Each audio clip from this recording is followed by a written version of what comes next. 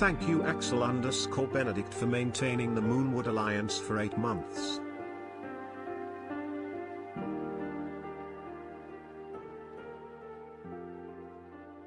Good day, everyone. Axel, thank you. Thank you so much. 8 months is absolutely nuts. Thank you, Axel. I appreciate that. I was not expecting to get a sub while we were still in the intro screen. I was this tempted to switch over early, like 5 seconds early. But I was tempted. But yeah, thank you. I appreciate that, Axel. Thank you. Yeah, 8 months is nuts, and I cannot wait for 1 year either. You're getting close. You are getting very close. It's crazy to think that we're almost 1 year into to me streaming and working on the game. So that's even also exciting. I was gonna say it's more exciting. I don't know if it's necessarily more exciting. Probably not. Anyway, welcome everyone. Glad you're here. Is it almost time? Is it almost that time of the month? Yes, it is almost that time. It's almost that time, Cameron. It's coming up. It's coming up fast. Well, welcome everyone. I'm glad you're here. Jesse, welcome. Glad you're here. Hopefully you've had a great week so far. Hopefully things are going all right for you. So we've got some stuff to chat about, everybody. Yeah. Mostly relating to the combat system. I know this is probably a little bit early to be chatting about this because, it would probably be best if more people were in here. But let's kind of chat about it a little bit. So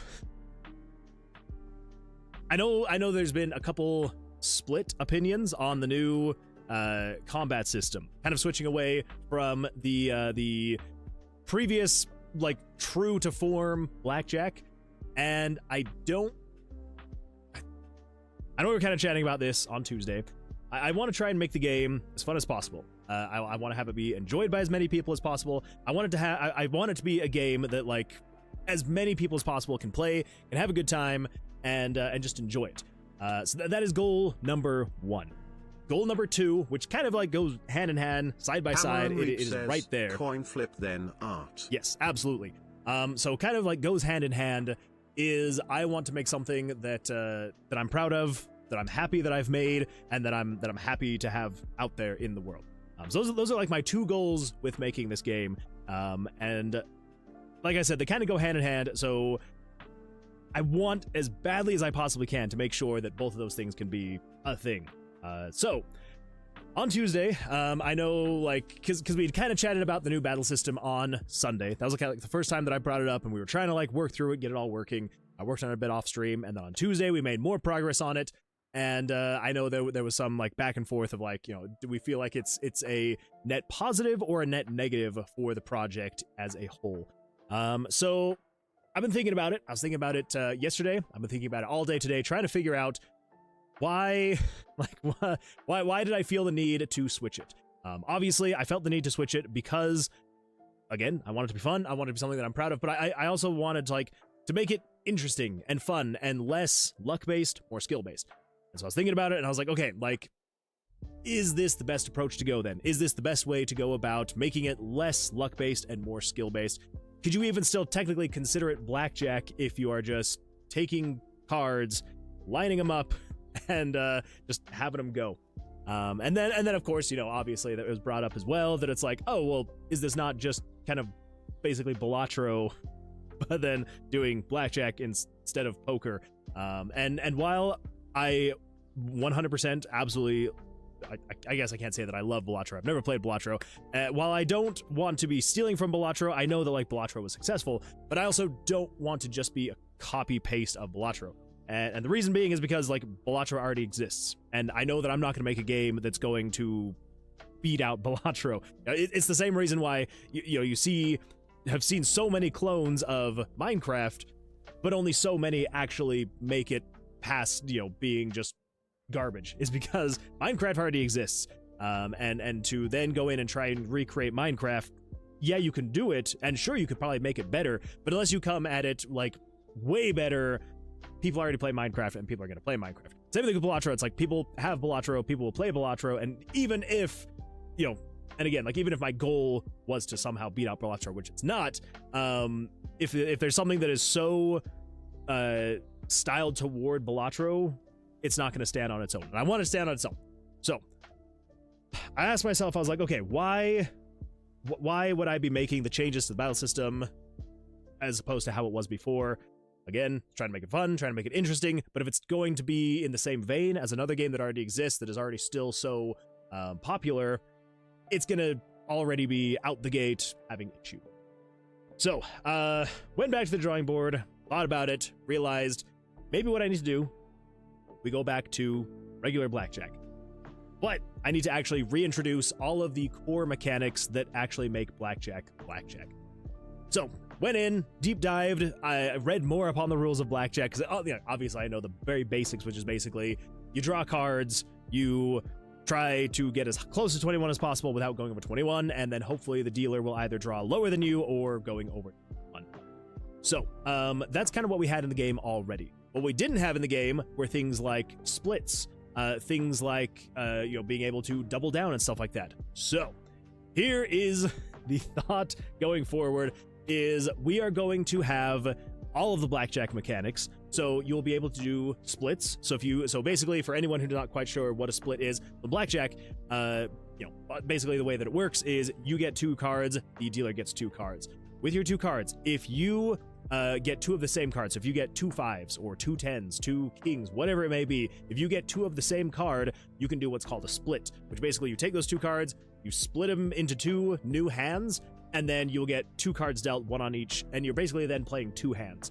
And I know that someone, and this was months ago, someone brought it up and they were like, hey, can you do splits in this game? And I was like, no. And it's just because at the time, the UI that we had laid out just wouldn't allow it. And I was like, I'm not going to go through and redo it all just so I can get it all to fit in the UI. But since we've already redone the UI so many times anyway, I'm like, you know what? The splits would make it more exciting.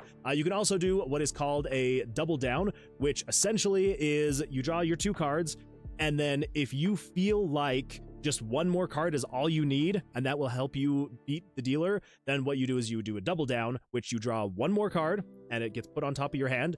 And so long as you don't bust, and so long as you actually beat out the dealer, so the monster, then you get to you basically get double your winnings back. And so in here, basically a double down could be a way to get a blackjack double damage, essentially, kind of thing, without having to get a blackjack. So I think that's what we're going to do is yes. So we're going to go back to regular blackjack. We're going to, though, include splits, double downs. I also want to do, and I'm still on the fence about this. So originally the idea was, obviously here on the left side, we would have the deck of cards, and you would have your 52 cards in your deck, and it would draw from that deck. That way, if people wanted to do some kind of like card counting as they're going along, it would allow for something like that. But then the idea was we would have the discard pile over here, and basically over here with the discard pile, once this reached its full, you have 52 cards over here, it would then reshuffle back over here into the deck itself. But I think what we're going to do actually is I want to turn this into a card holding spot. And so as you are playing, if you ever wanted to pull a card out of your hand, you could move it over here. So that way it becomes a little bit more skill-based versus luck-based, because yes, you could get unlucky and you could accidentally draw a card where you were going to bust. But what you can do is if you draw if you draw a card, it goes into your hand, and you're going to bust, you can pull out a card and put it down here. So hopefully that'll make it a little bit more exciting, enjoyable, and give you like a little bit more of a chance. So you're not just always, come on, luck of the draw. I hope that it works. And yeah, so that's kind of the idea, is you'll be able to have a spot to kind of have like a reserve card, where even if nothing else, if you just wanted to put a reserve card down here and be like, I'm holding on to this ace for whatever reason, and then eventually be like, oh, this would actually be perfect here, let's throw it in there. So I think that's where we're at, is I'm just gonna go back to regular blackjack, because that was also okay, last thing on this, and then we're actually gonna get into stuff, the normally scheduled stream. So the other last thing was actually something that I was bringing up. So obviously it was like in my mind that I've been thinking about. I was also talking to my wife about it tonight, and I was like, at what point can you even call a game blackjack if you're not playing hands of blackjack? Like, and I know, like, technically, with the whole string of cards we were building out, where you had 13 in the row, and then you were lining them up to kind of create your hands. It's like, is it still technically even blackjack at that point? Like, yeah, you're trying to not go over 21, and yes, you're trying to like get over what the dealer has, but it's like the monster was no longer playing cards. They just had their armor class.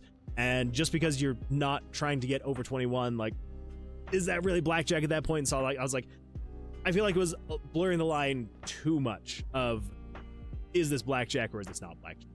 And that's kind of the whole sticking point of the game. Is it's a roguelike, it's a dungeon crawling roguelike where blackjack is the combat system. So I think that's what we're gonna do. We're gonna go back more to the actual blackjack, the core mechanics, but then actually adding in the double downs, the splits, and then adding a not necessarily a discard pile, but a hold pile where you can be like, hey, put this card over here, and we'll call it good. So that is the idea. And then of course, you'll still be playing blackjack against the monster. So I think I've decided to switch back away from just having the monster have a armor class, and they are still going to play cards. They're just going to kind of like draw them, and they're going to be up here. And so that is the plan now. So I'm trying to decide if we actually do all of that on stream. Do people want to watch me redo the combat system one more time, or should I do that off stream and then eventually reintroduce it on stream? Let me know. If not, we can just work on, I know we've got a couple more of these puzzles to do to actually activate the portal. There's all sorts of other things we could do. So I'm like, I don't want to bore people and redo the combat system again for like probably the 4th time on stream. So if everyone's like, absolutely not, I do not want to watch that, let me know, because I mean, obviously it has to get done, but like, I don't want to bore people. So if it's something you don't want to watch, let me know. But if not, then I think we're going to redo this, get the actual blackjack systems in there, call it good. And then if something else comes along and we're like, hey, this would actually kind of be interesting to maybe add to it. Like if we wanted to maybe switch up the other mechanics of it, like the double down, if we wanted to like switch it and make it our own, then we could do that as well. So that is the plan. That is what we got going right now. And yeah. So we'll see what happens. Yeah. Anyway, let's see here. Let's see. Kayron says, hello, welcome, glad you're here. I'm loving your JavaScript tutorials for RPG Maker. Keep going, man. Hey, I appreciate that. Thank you. I'm glad that you're enjoying them. I'm glad you're finding them useful. Yeah, definitely going to be continuing on that. I wish that I had a little bit more time so that I could actually have episodes come out every weekend. As of right now, it's basically like an every other weekend kind of thing. But I'm hoping, because I actually have seen a relatively good amount of success with the JavaScript shorts. And so I may actually be trying to get maybe like 1 or 2 JavaScript training shorts out each week, and then doing like the full big episode like every other week or something like that. We'll see. We will see. All right, let's see what we got here. Let's see. Hello, Everynyan. Welcome, Kemdari. Glad you're here. It's almost that time of the month. Are you going to have it done by 2026? So that is the goal. That is the goal, to have the game done in 2026. I can't promise exactly when in 2026, but I want to have it out in less than a year. I want to have it out before the end of 2026. The goal is the demo out like first quarter of 2026, and then the full game out hopefully, summer or something like that of 2026. That is the hope and the goal. There's also, I don't know how successful it would be, so I'm still like on the fence about it. There is kind of a part of me that's wondering and thinking about, once we get the demo out, I almost considering, I'm like, do I do like a Kickstarter? I highly doubt I'd be able to do a Kickstarter to be like, this is going to be like a supplemental income and I'm going to quit my job and do this full time. I highly doubt that it would ever be that big. But there's kind of a part of me that's like, maybe I could like do a Kickstarter to like help, I don't know, like help be able to, help with the development anyway. So we'll see. We will see. Yeah, that is the goal though. 2026 is the goal, to have demo out at the beginning of the year, the full game out before the end of the year is the goal.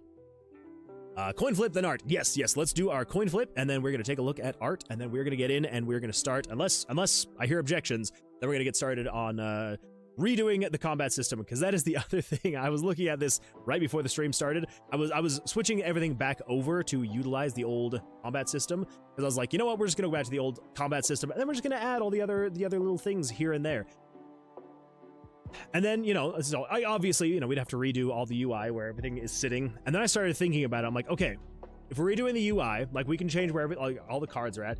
But then if we are doing splits and double downs, that's gonna effectively change the entire course of the combat. And then I'm like, okay, well then if we're changing the monsters, and I'm like, this is gonna be an absolute mess and a nightmare.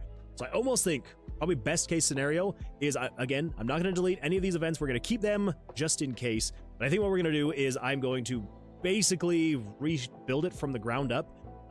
With everything that we've learned, everything that we know now, everything that we know works well. Because right now it is kind of duct taped together. Like, if you look at this, like, this is literally everything just to make it so you can attack.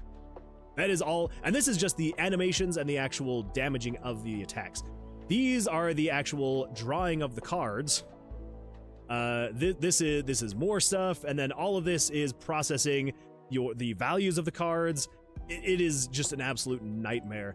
And I feel like I've learned a lot since I originally built this out, and I could make this so much more efficient, so much better, to the point where I'll be able to, you know, make things work a lot better. So I think that's what we're going to do, is we're basically just going to rebuild it from the ground up with everything in mind of, this is everything we're doing, this is everything we need in the game, and then go from there. Because, yeah, it again, has changed quite a bit over the months and months, to the point where it is very much so kind of duct taped together, where I'm like, okay, this is where this is working, and I can't change this, but if I implement it maybe this way, and then kind of skirt around this little thing, then maybe we'll get it to work. And I don't want my code to be like that. I don't want it to be barely hanging on by a thread. So I think that's kind of the plan, is we're going to rebuild it from the ground up and see what we can actually get going. So that is the plan. So I did kind of like redo the UI a little bit here, so you can kind of see the general idea of what it's going to look like. And it may need to change up a little bit. Yeah, as of right now, I think it's going to draw right here. And then if you double down, let's see, face cards, if you split or double down, or I guess it would mostly just be the split. If you split, it will then add a second, I'm trying to decide if we either add a second deck up above here, or something else we could do is we could just have the both of the decks go up here. Maybe, we'll see. We will see. But whoa, that is the idea, though. That is the idea. So yeah, I definitely want to keep with the whole hook of like the combat is blackjack kind of thing. So yeah. Anyway, let's see. Long time no see. Welcome, Chili Jam. I'm glad you're here. I hope you have had seeds. Why would you say that? Also, I don't remember the context. New SpongeBob movie, a Burger King meal. Oh, I haven't seen it. I also have not eaten in Burger King in a very long time. I feel like the last 4 times I've been to Burger King, it has been awful. And so I'm like, I just don't even want to go anymore. As long as you don't, as long as you don't, what, Moon Man? As long as I don't what? No, I don't remember. That's pretty cool. Thank you, Kim Dar. I object to objections. I'm sorry, Cameron. I'm sorry that you object to the objections. David says, hey, Moon. Welcome, David. Glad you're here. Hopefully you're having a good week so far. Let's see. Miggy Harris says, the concept is dice and cards. Good morning. Good morning. I'm glad you're here. Yes, that's true. The concept is dice and cards, which technically is still in there. But I do want to keep it as blackjack as possible, which is why... Miggy, I don't know if you were here in any of the previous streams this week, so either Sunday or Tuesday. We were looking at redoing the combat system, and it kind of... To be fair, some of the criticisms were pretty spot on. I will say that. They were pretty spot on. The voice of God has spoken. They were very, very spot on. So I can't really argue with it. It did kind of start feeling a little bit more like mobile gaming, and I do not want to make it feel mobile gaming. That is my last... That is the last thing that I want to do, is make it feel like you're playing a mobile game. So, yeah. So that's kind of the hope and the goal, is to not ever have it feel like that. Because again, I'm trying to go for maybe not necessarily super gory and mature, but it's I want to go for a darker tone and feel. And so I don't want people to feel like it's just kind of just a goofy game. So, yeah, definitely want to keep that. All right, everybody, let us start a prediction here. Start the prediction. We're going to do heads or tails. So we're going to get 5 minutes on the clock. 5 minutes, everybody. And make sure to get your predictions in here if you think it's going to be heads or tails. We're then going to flip a coin. It's going to be best 2 out of 3. So if you, depending on how much you bet and how much is betted against your bet, and if you win, you could get a lot of points. So make sure to get your bets in, and yeah, should be a good time. Coco says, hello, Tomb of Vercilias guy. Hello, Coco. Glad you're here. Hopefully you're having a good week so far. Yeah, we're coming along. We're coming along here. So, okay, let's jump in here. We're going to take a look at the art channel, and let's see what is going on here. All right, let's pull up art right here. Here we go. Let's see, what do we got here? Awesome job, everyone. Oh my gosh, gentlemen, 100% agree. 100% agree. Not art per se, but how does this look? Kevin Reap, artist friend. Links. This is a test. This is a subheading. This is a smaller subheading. This is normal paragraph to show how the text looks on the page. I think it looks absolutely fantastic. I do love that. I love it. I think it looks great. 100%. 100%. Absolutely. I'm breaking my rule this once. This song in the public domain, so I feel like it's okay to use this. Plus, I'm not posting it. I made it because I'm bored, and y'all get to enjoy. Arc Axel Silly Remix.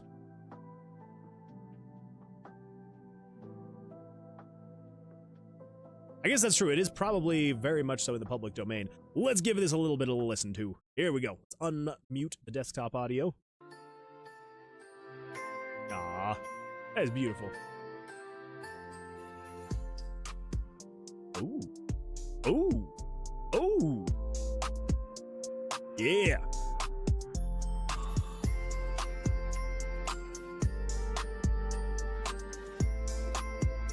Axel, this is fantastic.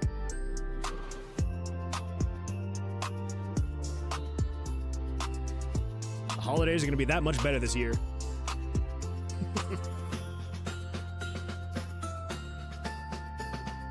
So wait, Axel. There we go. Is this the song that's going up on Sunday? I hope so. I would absolutely love to have this out there. Add it to your game. Just to add this as a little Easter egg. I'm gonna add a mini boss where you fight a giant undead snowman. I guess that would just be a puddle of water. You're going to fight an undead snowman, and this will be the song that's playing. And that's a good idea. That's a great idea. Absolutely beautiful stuff, Axel. I love it. Looks fine. It looks like a little link tree. Eventually, it'll link to my little link page. Very nice. It's mostly just a vibe. Let's see, which I need to update. Oh, you're doing a portfolio. Really just vibe coding right now, honestly. Fair, fair. All right, let's take a look here. Let us take a look here. Ooh. I love it. I really like the, I was going to call it a monocle. I guess it's probably not a monocle, but I love the little monocle over the eye. Love the extra, I don't even know what you would call this. The flare. I love the flare, the cape, the, whatever this extra would be. Love that, love that. And the bow. The bow looks absolutely fantastic. Yeah, I love like the little, the creases and the folds you got in there. Beautiful stuff. Yeah, very well done, Cameron. Very well done.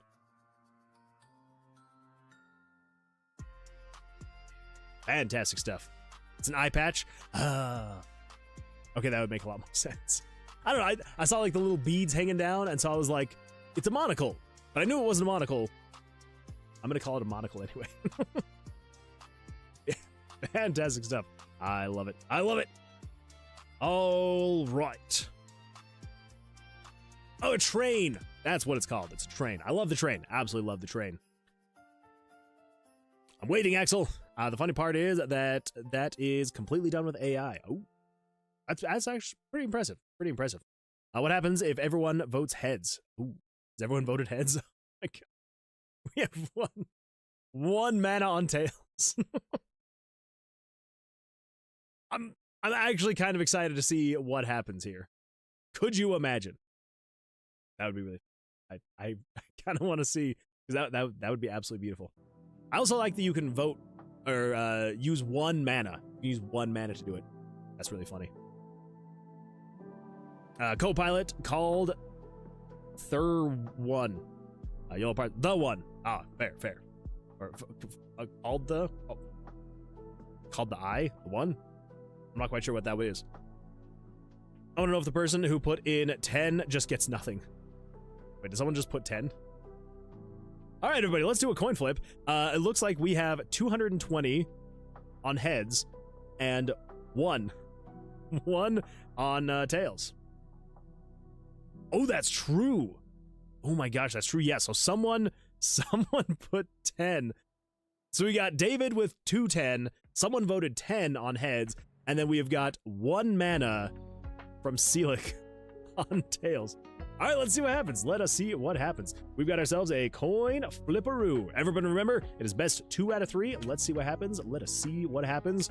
Ooh. Oh, we got heads. We've got ourselves a heads right here. Very nice. Remember, best 2 out of 3. Not a done deal yet.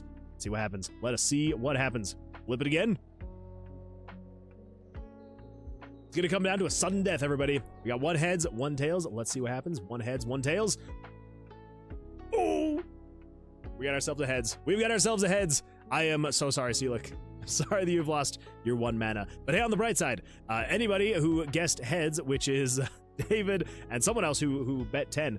Yeah, I'm guessing that whoever bet 10 is probably not gonna get anything. But hey, you'll get your mana back +1. I would assume so anyway.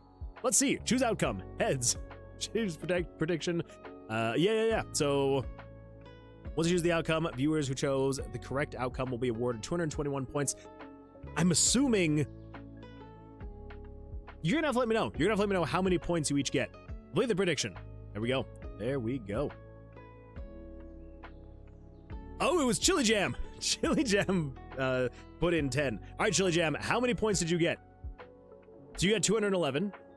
Okay.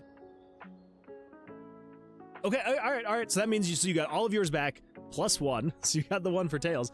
Let's go. Yeah, Chili Jam, what did you get? Did you get 21 or did you just get 20? That's just hilarious. I'm so sorry, Steelick, though. I'm so sorry. It could have been big. It could have been big. You could have literally gone from 1 mana to 221. But it was not the case. It was not the case. I'm so sorry. I don't know what I got. I'm just excited. That's fair. That's fair, Chili Jam. That is fair. All right. Well, everybody, let us jump into it. Let's get some work done. My goal is to get as much done as possible tonight. Which I think should be good. Because again, we have done this once, and I want to do it cleaner, nicer, and all that fun stuff. Chili Jam says, Moonwood, next time you go to the casino, take me. I won the other coin flip with tails, and also this one. Chili Jam, I think you're right. I think you are good luck, / you just have a really good guess on what is actually going to be the winning number, / flip, / whatever it may be. So yeah, next time I go to a casino, I will let you know. It's probably not going to be for a very long time, because I've only been to a casino like twice in my life. And the last time that I went, it did not go well. It did not go well. I decided to, on the roulette table, I was going the opposite of whatever my wife did, and I lost basically every single time. So that was fun. And she won almost every single time. So good times, good times. Let's see, Hima says, well, hello again, sir, who looks like Chris Pratt, my mom said. Shout out to your mom. How are you? I'm doing absolutely fantastic. How you doing? Hopefully you're having a good week so far. But yeah, I'm glad that you're here. Okay, well, let's jump in here. Let's get started on this. So yeah, should be a good time. So one thing that I'm kind of wondering about, and I want to see what it would take to do this. Miggy says, you let your wife win. That's it. I was letting her win. I knew that if I did one, she would do the other. So yeah, that's what it was. That's what it was. I was letting my wife win at Vegas, which I guess technically means that I'm not exactly losing or winning. Oh well. So the one thing that I'm wondering about maybe doing is doing something like this. So that is the draw pile. So if we have Loki, good evening. Glad you're here. How's your week going so far? Coco says, Moonwood voiced Mario in the Mario movie. It's true. Can't you hear it? Wahoo! Yeah, it's true. It happened. I was there. The draw cards. That's what we want. Draw cards. Yes, so if we grab the draw pile. Whoa. That is not what I want. This is what I want. Control J. Okay, so I'm wondering if we would do 1, 2, 3, 4.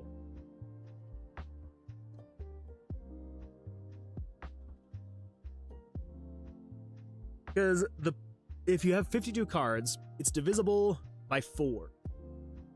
No, it's divisible by 13. It's divisible by 13 4 times. You know, so you got 13, 13, 13, 13 is 52. So I'm almost wondering if we could maybe do something like this, where we would have, show something like this. But if we did that, what we would have to do to make sure that the cards themselves are correct. So we got the card areas, face cards, split. If we did the split, we could technically have the split go like that, and it would still show above the draw pile. So actually, I think that should be totally fine. Yeah, that should be all right. Could be all right. I think it would be a little bit more visually fun to have something like that. So yeah, I think that's what we're gonna do. We're gonna do that. All right. So, let's see. What do we got here? What have we got here? I guess what's the first thing we need to do? I think first thing we need to do is I'm going to resize this up to 400%. We've got the actual size of the canvas. Let's come over to here. And I think just to make things easy, we're just going to, again, set all of these to action button. I do page up, page down, home, end, delete. Nope. Oh, what about that? Action. Ooh, that's so much faster. So fast you probably don't even see what's going on. So if you remember from last time, we have to disable the actual things that are going on down here, the triggers for the pages. And so as of right now, everything is set to parallel process. But if I come in here and I do A, it switches to action. That way nothing happens when it goes into combat. So we're going to do this, and we switch everything to action button. Switch everything over. Here we go. Go. Go. Now, if we come over here and we try to go into combat, I don't think anything's going to happen. Nothing should happen at this point. Look at that. No cards draw. I can't do anything. I can't draw. That's because we've disabled all of the combat mechanic stuff. So we can start from essentially kind of scratch. Kind of. Put that up there. Let's move this over here. I'm just going to put everything back to where it was. And then let's start building things out. So we're going to do over here on page 4. Okay, actually, let's create a new event. This is going to be called the draw and attack. Yeah. I think the way we have it separated is probably going to be for the best. So essentially, the idea is there will be an event that allows you to draw your cards, which will actually do all the animations and the calculations and things like that. And then there will be the later events for the monster / mini boss doing their draws and stuff. So this is event number 35. So we come over here to page 4, and then we go all the way down here. Let's just do the regular monsters for now. So we comment out that line of code, and then copy that. Put that there. I'm gonna say 34. Crap. 35, dang it. I think it was 34. All right, come back down here. 35. Turn A to true. So if self switch A is true, A is true, parallel process, there we go. Now we can actually do things. Sweet. Sweet. All right, so what is the first thing we need to do? First thing we need to do is we want to show the card decks, which is this guy right here, which is what we want to do. But I think what we're going to do, yeah, just to keep things simple for now, let's just show card decks. That's all we're going to do. Eventually, we could add like some kind of visual flair of it, you know, showing the deck depleting as it's going along. But for now, yeah, let's just do this. Let's just do this. Okay. The thing we could consider... No. So one thing I was thinking about we could potentially do is basically we would have a bottom card and then we would have this top card right here. And so every single time, so if we do 5, 10, 10, 20, 30, 40, 50, 1, 2. The card would technically show right here. And then essentially what we could do, we would just say, we would take this guy and we would stretch up to here. So it would look like that. And then essentially every single time it draws a card, it would move this guy down. So eventually it could just like move the card down to there.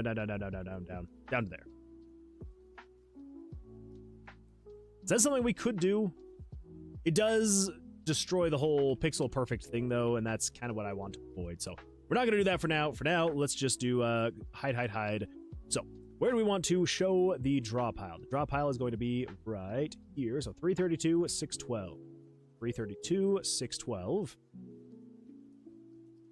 I think that's about it for now. I think that should be about it. Come over here. Let us check and see. I think I'm also going to turn off item draws. So we can never, as we're going around, we're never going to see items or traps. It's just monsters. Going to the tomb, nothing but monsters. Oops, all monsters. That's what we got going on. Okay. That's showing there. Cool. So what do we need to do now? We need to remove all these UI elements. So we're going to just redo all of them.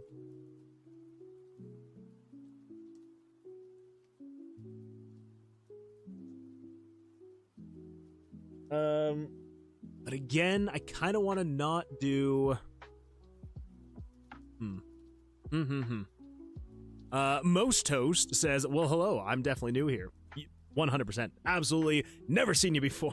Never. How you doing?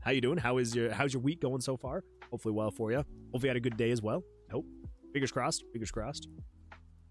Okay, so let's just get rid of these UI elements. So, what can we do to get rid of them? I'm sure there's a switch. Probably a switch. It was 62, right? Show old HUD? Yes. Switch number 62.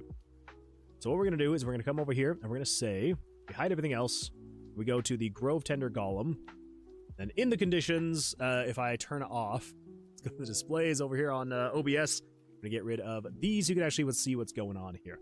So we add one more condition, which is going to be, and if game switches, not switches, switches.value 62 is equal to true. That should get rid of it. Go. Awesome. There we go. No YouTube. Oh my gosh. I completely forgot. I think I've talked about this before. I use StreamerBot to combine the Twitch and the YouTube chats, and for some reason with the StreamerBot, it's version 1.0, so you would think this would not be a thing anymore. But Twitch automatically signs in every time when I open up the program. YouTube, though, I have to sign in manually every single time I open the program. Very frustrating, very annoying. But YouTube chat should show up now if you say something. So yeah, I don't know how I didn't realize that. That is my bad. I am very sorry. But it's fixed now. It is fixed now. I hope. I guess if it's not, we'll find out. Okay, so we need to hide you. We need to hide... Oh, that one's good. That one's good. That one's good. That one's good. Hey, look at that! It's there. Jung. Exactly. Exactly, Most Toast. Jung. My thoughts exactly. Okay. Gotta hide this guy. Gotta hide this guy. Gotta hide. Gosh, I forgot how many freaking UI elements we have for the combat system. Just another reason why I'm like, okay, yeah, we need to redo this thing. It is kind of a pile of messy hot garbage. For better or worse. Mostly for worse. I mean, it technically worked, which is half the battle. As long as it technically works, that is kind of what matters. Okay, this guy should be the last one. Pretty sure. All the rest, that's just the elemental stats. Oh, that's right. I forgot about that guy. Okay, let's open up the skill tree, and let's come over here, and we're just gonna snag one of these guys. Good. That is literally the exact one I don't need. Let's grab one of these guys, and then let's come down to crap. You? Yes. Condition. Refresh. Then we come over here and we close. And then we open this back up again, and then we check and see. Go 1, and then this last one should be a 0. Yes. Okay. Cool. There we go. There we go. That is the beginnings of it. The beginnings. David Van Housen says, hello. Welcome, David Van Housen. Glad you're here. Glad you're here. I think I just called you David Van Housing. Yeah, we're going to go with that. Welcome. I'm glad you're here. Hopefully you're having a good day so far. Jesse says, sadly, I'm going to call it an early night. I've been up since like 6:30 and running on 3 hours of sleep. Jesse, you need more sleep in your life. go get some sleep. Go get some sleep. We will see you hopefully on the Sunday stream when you're all bright-eyed and bushy-tailed, and it should be a good time. So go get some rest. Hopefully have an absolutely fantastic rest of your week. Hopefully have a great weekend. And yeah, hopefully we'll see you on the Sunday stream. I hope. Fingers crossed. Hope you have a good stream, Moon Man and Space Crew. I do appreciate that, Jesse. Mosto says, it sounds so weird hearing you call me Mosto. I mean, then don't call yourself Most Toast. Don't do it. Don't do it. Let's see. Mickey says, hello, Most Toast. Welcome over to YouTube. Says, halfway to credits. It's not bad. It's not bad, Cameron. Not bad at all. Nice to see you over here on YouTube, Mickey. At least he isn't calling you Moist Toast. That's true. That's true. I could go the extra mile and call you Moist Toast. Just say artist, please. Nope. Nope. Not gonna happen. You are right now under your new name, Most Toast. But I guess maybe if I'm feeling generous, I can call you artist. Oh, it still cracks me up. Ugh. When does that cooldown end? Hopefully soon. Hopefully soon. All right, well, we got the deck to show up on screen. So I think that's probably about it. Oh my gosh, I hate when that happens. So yeah, I hope everyone has an absolutely fantastic rest of their evening. We got a card showing there, so that's what we got. Who is least toast? Oh, good question. Good question, Loki. I got nothing. Someone sad. Burned by my own email I made so many years ago. It happens. It happens. All right. There the freak it is. All right, let's get some stuff in here, shall we? So I think what we're going to do is we want to show the buttons. I want to show the holding pile. Yeah.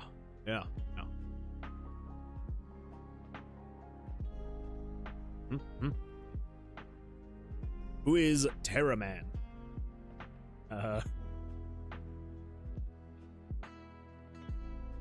Not me.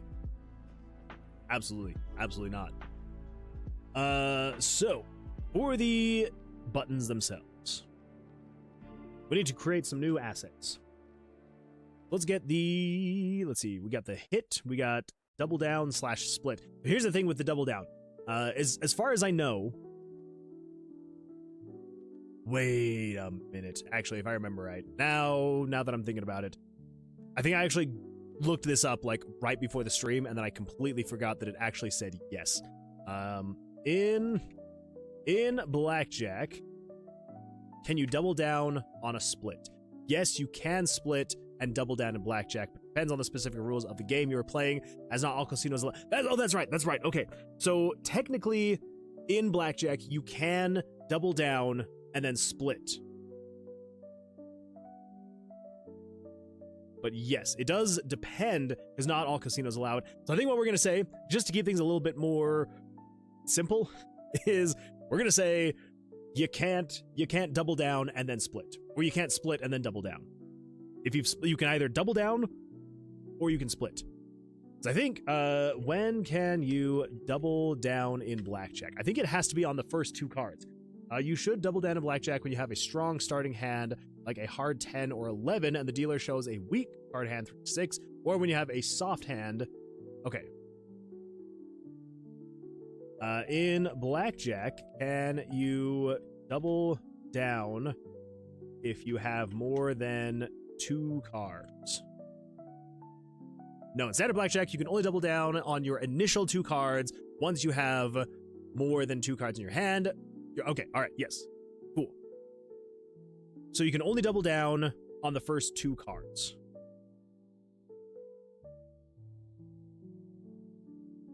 So I think what we need to do then is we will have it say double down in the beginning. Or double down will just be there, right? And then we will switch the double down over to split if we then recognize that there are 2 of the same on the first draw. I think that's how we're going to do it. Yeah, I think that would make the most sense. Yeah, so the double down is going to be the default button that is showing, and then you will split if the two cards are the same. We also may even just like have a secondary button that just like pops up here only when you can split. That actually might make the most sense, probably. Waiting for some toast to arrive. Then we would have the most toast, we would have the least toast, and then we would also have some toast. I don't know why I was adding the to the start of all those, but I did, and that is a choice that I made, and we're all gonna have to live with it. Deal with it. All right, let's come in here and let us put that in there. Get rid of that. Zoom in. Okay. So we're gonna have a few different things going on in here. So if we come over here to Tomb of Vercilias, and we come over here to images, pictures.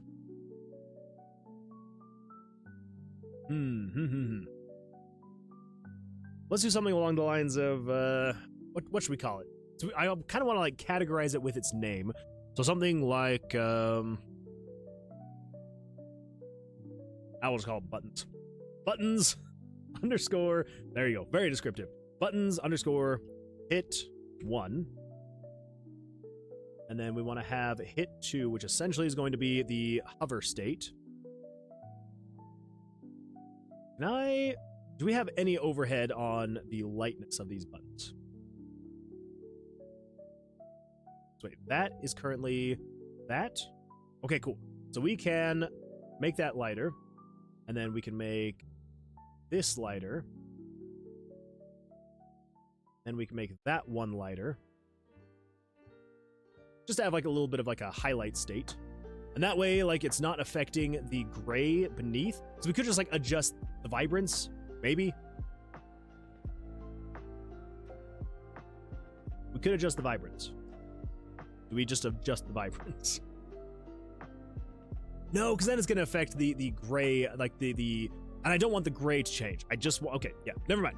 We're going to stick with the tried and true method, which is basically just going to be if we then do this, and then we say button, hit, oh my gosh, then we have these buttons too. All right, let's get rid of these old assets. Are they already in there?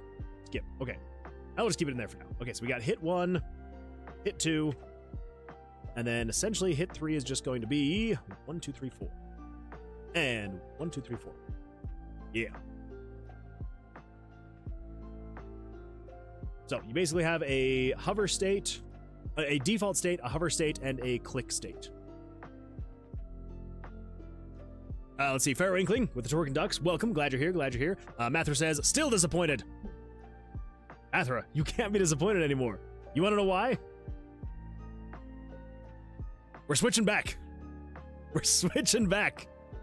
So you can't be disappointed anymore because we're switching back to the classic. So you can't be disappointed anymore. Because, yeah. I went over it in the beginning of the stream. I wanted to address it, but figured you probably wouldn't be here. Oh, what caused that? Mathra, you can take some pride because you did get me thinking. You did get me thinking about it, and yeah. So basically, the reason why is 1. Because I don't want to disappoint. And I don't want to disappoint you. And anybody else who was like, about the change. Definitely do not want to disappoint anybody. But you got me thinking. You got the wheels in my head turning. And I thought about it. And I was like, okay, how far can you move away from practical blackjack before you could even consider it blackjack anymore? So that was a big thing. The other thing is I did not want to, as much as I 100% respect Balatro, and I know there's going to be some similarities, and like people are going to draw similarities regardless of whether we go with classic blackjack or if we went with the whole, setting up sequences and things like that. People are going to draw correlations to it anyway. So like I've accepted that, right? But I did go look up gameplay of Balatro, and while it wasn't the exact same, there were changes. I was like, okay, I can see how people may look at this and be like, oh, this is just Balatro, and I'm like, I want to avoid that at least a little bit. So there was that. And then also I was just like, it got me thinking, I was like, okay, why do I want to change the combat? Why do I want to do it? It's because I want to try and make it fun. I wanted to make it interesting. And I was like, okay, maybe instead of completely gutting blackjack and trying to like make my own thing, maybe what I needed to do was I needed to just go back to the classic blackjack, but then actually introduce the true mechanics of blackjack. So we are going back to the classic system of blackjack, but before we did not have things like doubling down or splits. We are going to have a doubling down and splits. So it's going to be closer to actual blackjack.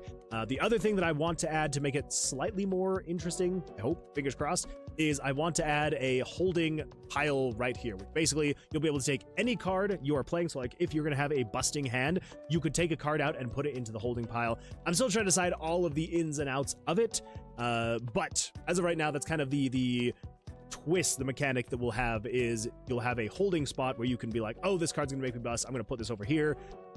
And yeah, that's kind of the general idea. So yeah, so Mathra, you did definitely get the wheels turning. I didn't want to disappoint you. I didn't want to disappoint anybody else who had, you know, the qualms and the frustrations that we were switching away so much from classic blackjack.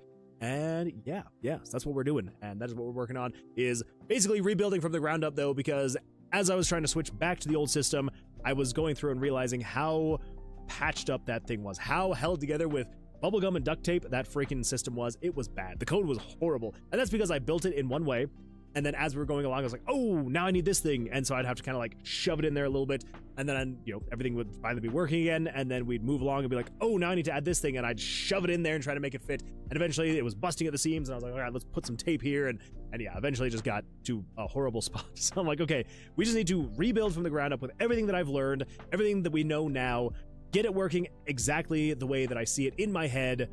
And then if we have to add more things, hopefully it'll be built in a much more sophisticated way to the point where it'll be easier to like throw things in there. I hope. Fingers crossed.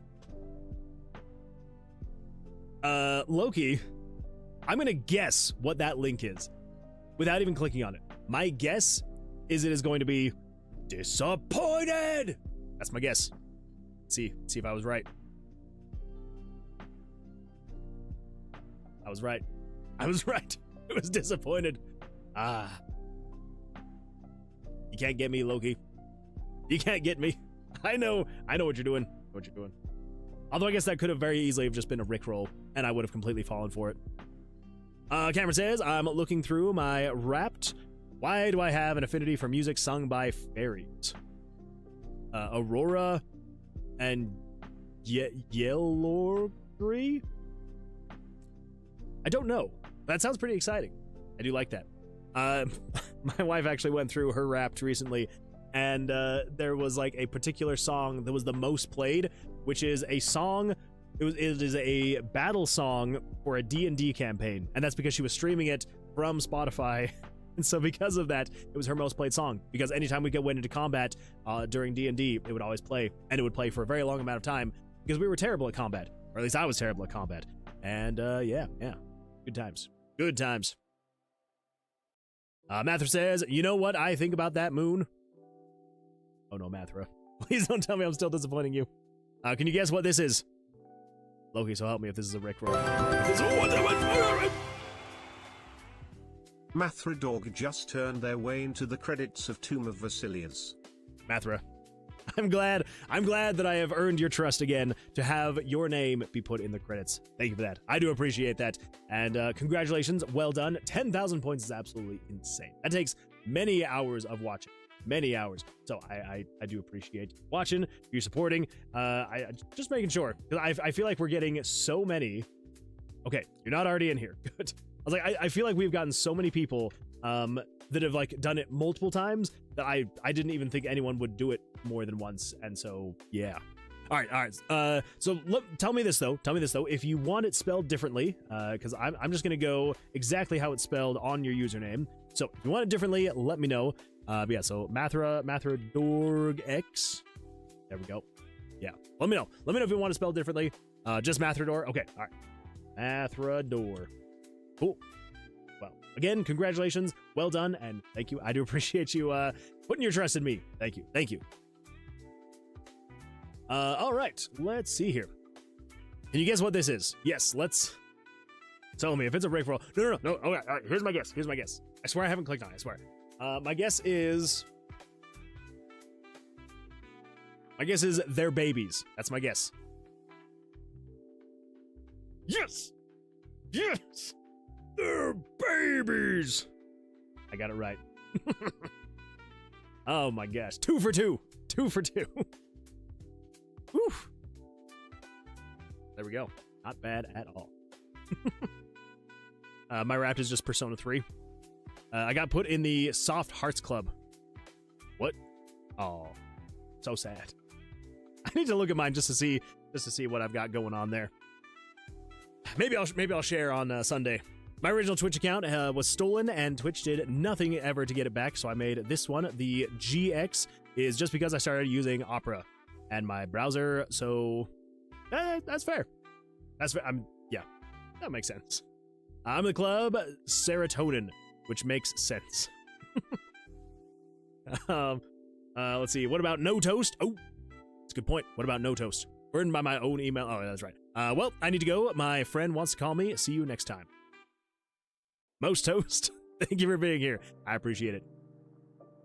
Thank you, artist. I do appreciate you being here. Hopefully, you have an absolutely fantastic rest of your day, and hopefully a great rest of your week, and we'll see you hopefully on the Sunday stream. I hope. Spotify also said I was 25 years old. There you go, Fairwinkling. I'm kind of worried to see what it's going to say that I am.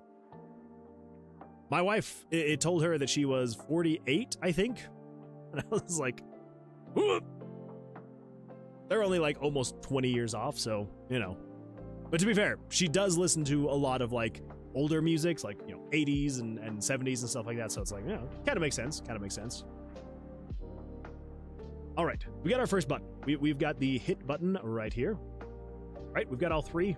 Got 1, 2, 3. Yes. Yeah. So basically, the idea is you've got the default state, you've got the hover state, so it kind of like glows a little bit, and then you've got the click state. So yeah, good times. Why are people disappointed with when their Spotify age is high? I don't know.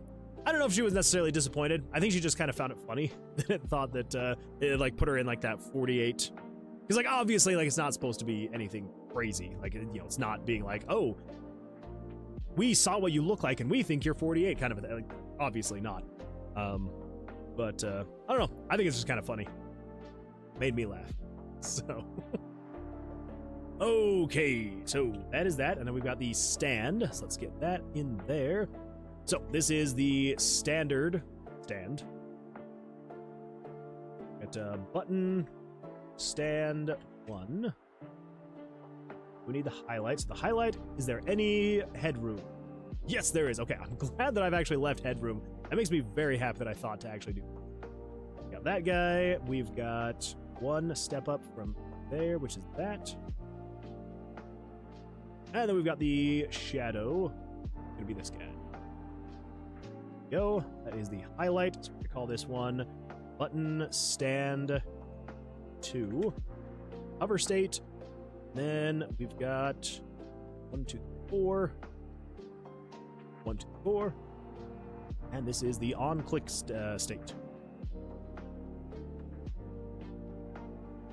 Stand 3.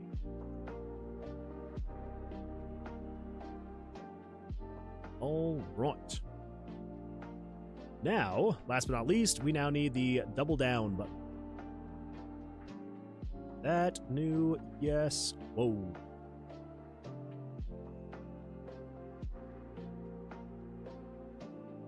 Oh, it's the description. I was like, why the freak is this thing so massive? Because I had a description in there. That would be why. That would be why. Okay, so the button actually needs to be 192 by 48. 192 by 48. Needs to go that way. Ooh, crap. What? Ah, screw it. Close that. No, new. There we go. Easy enough. All right, let's go with PNG. We're going to call you double down 1.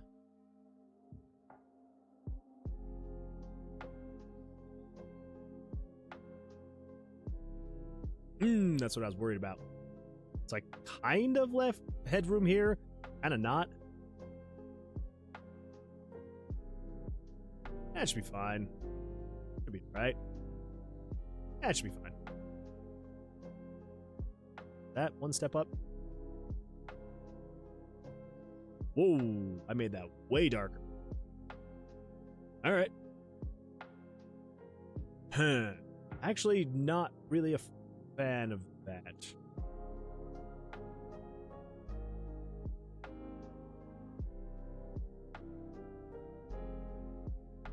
Let's actually do that instead. Yeah, that makes more sense. 59% of my music was energetic, so serotonin makes sense. Yeah, fair. I see 2010's anime music made me 26. I never saw the option to check out my past Twitch activity. Ah, that sucks. I need to check mine and just kind of see what I got going on there. Spent 5k more mana here than I earned. Oh, it's probably from the gambling. Probably from the gambling. That would make sense. Just looking at my Twitch's recap. How we looking, Cameron? Oh, yeah, it's spending 5 more. That makes sense. 5k more. How do you even find your Twitch recap? I don't know. I'm assuming it was probably an email, but it might be somewhere in the app too. I found it on my activity stack. Oh, there we go. Not bad. All right, so this is going to be the double down 2. Highlight. Then we need you. Button is down. Double down 3. All right. There we go. Okay, so over here, let us get the hit, double down, and stand buttons in the game so we can actually do things with them. Where the freak did RPG Maker? There we are. Okay, so we're going to grab a couple things of JavaScript just to make things easier on, because, you know, why not? So, conditional branch, we're going to throw you in there.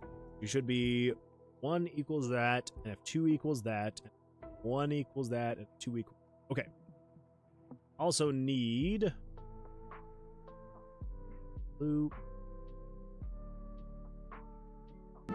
Rest. Oh my goodness! Welcome Elsdrago, ON, and your 17 amazing audience members. Elsdragoon, thank you so much for the raid. I appreciate that. Hopefully your stream went well. I'm glad to see y'all here. Yeah, how did it go? Hopefully good. Anything fun, exciting? Anything you want to share? Elsdragoon says, yo, I hope you're doing well. I'm doing absolutely fantastic. Thank you for asking. I hope the same as well for you. Yeah, we're just working on some fun stuff. We're working on all sorts of fun stuff. I changed my battle system end of last week, and then I was working on it all week this week, and then I realized it was not a good change at all, and so now I'm reverting back to the old battle system, but rebuilding it from the ground up, so that it's not cobbled together with duct tape and glue. So, you know, kind of fun to go back and redo some code. We'll see. I may not be singing the same tune in a week or so when I'm still working on it and running into issues when I technically had a working system, but oh well. Let's see, just banging on some graphic design. Nothing really to share. That's fair. Well, yeah, well, I hope that it went well, though. I hope you had a good one, and yeah, and I do appreciate the raid, so thank you for that. Got it? Feel that? Yeah, it's fun. I technically was trying to make it more exciting. It's not like I was, you know, just throwing darts in the dark, but after a while I was like, yeah, this is not good at all. Not at all. And yeah, so we're going back to the drawing board, essentially, kind of. Okay, so we need to get the hit button working, so let's get the X and Y coordinates to get this button under wraps. General idea is we're going to say if you are hovering, should we do within the gray, or do you have to be outside the gray? We'll say in the gray. Yeah, we'll do that. It'll make it easier. Okay, so if your cursor is 392, 656, 392, and 656. And if you are within... Thanks for the follow, Mead 444. Mead 444, I appreciate that. Thank you for the follow. Thank you. Got a raid and run. My dog was dying for a walk. That's fair. Well, I do appreciate the raid. Hopefully you have an absolutely fantastic rest of your day, evening, wherever you may be in this world. And yeah, hopefully we'll see you on another one in the future. So yeah, again, thank you. I do appreciate it. Hey, I found it. It was just popped up somewhere. It was not just a moment ago. Where? Hey Moon, guess what you caused? What did I cause, Mathra? What did I cause? You caused me to have software and game development as my second most watched content. Yes! Yes! That's what I'm here for. That is what I'm here for. Yeah, my wife was like, you messed up all my stats because of your streams. I'm like, sorry. I'm sorry. But that does make me happy. That makes me very happy here. So thank you. Thank you for watching. Okay, so 532 and 704. 532 and 704. Oh. I wonder if I just need to get a new keyboard. This thing has like been having so many issues, which is sad because I really splurged when I got this keyboard. I got the freaking it's the Logitech G910, like really nice keyboard. The nicest keyboard I've ever had. And it is like the only keyboard that has given me this many issues. So good time. All right, let's add an else, a conditional else handler that we want to have released. No, we want to have if you are pressed. This is basically the on click and then also an else here. Okay, so what do we need to do here? First and foremost, we need to actually show these buttons. So come over here to page 4 and then we come down here. So right here, it shows the card decks. Glad Els Dragoon's dog revived themselves. I mean, hey, sometimes I'm sure that dogs feel like they are going to die if they don't go on a walk. So that's fair. That is fair and understandable. I would have loved to have seen my original account recap. I'm sorry, man. That really does suck, though. Especially the fact that they don't do anything. Just like, what? Fairwinkling says, Moonman was my 5th most watched streamer at 123 hours. That is crazy, Fairwinkling. I appreciate that. Thank you, thank you. Oh, that's right. We want to look at the picture. So, we are going to be changing things up with the image layers, but for now, I want to see what we have going on here. So, 28 through 38 is the card area. So we can use 28 and then up to 38. Cool. I'm sure he'd be higher, but when streamers start at 10:30 p.m., I have to miss most of it. That's fair. That is fair, Fairwinkling. And I do apologize. If I could somehow start earlier, I 100% would. Maybe one day. Maybe one day I will be blessed with the opportunity to be able to make this my full-time job, and I can do it earlier in the day, during the day. That would be a good time, actually. I would absolutely love that. Is it ever going to happen? Probably not. Probably not. But I can still hope. I can hope and I can dream. So 26. How is 26 when 26 is in the POV section? 26 is dice 1/draw pile. Which I guess technically there's not going to be a dice 1 or draw piles when you're in combat. So I guess that does make sense. What is going on here? Mathra says, my chihuahua turns into a vibrator. So vibrator is the word that they, oh my gosh. It was auto-held for sex-based terms. I'm going to allow that. Allow that, Mathra. My chihuahua turns into a vibrator when it needs to pee. Then again, he also does so when he's excited, nervous, cold, confused. Now that I think about it, he shakes most of the time. I think chihuahuas are just vibrators in and of themselves. They don't really do anything else but vibrate. As far as I know, I've never seen a chihuahua do anything else but. Like a cat says, Moonman was my top streamer with 306 hours. That is a lot. And I appreciate you. Thank you. Oh my gosh, Coco. I'll allow it. I'll allow vibrator to be said. Of all of the words that they are going to censor, that's the one. That's the one, huh? Thank you, Twitch. Thank you for doing that. So maybe we don't actually want to use that image layer there. I think we're going to start at 28. 28 is going to be where we're going to start. So let's go over here. Let's go to image layer. This one right here. We're going to start at 28 is going to be that. 29 is going to be the button. Not those buttons. There we go. These buttons. Look at that. Look at that. So this first one is the hit button. So the hit is just going to be this button right here. And then we want to show you at, let's see, where are we going to show hit? Hit is going to show at 462, 680. 462, 680. Image layer 30 is going to be double down. Double down should show at 640.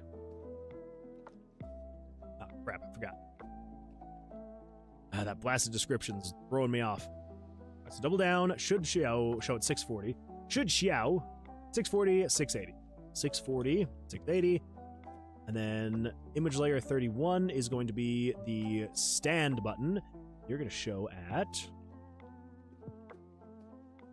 Grab stand.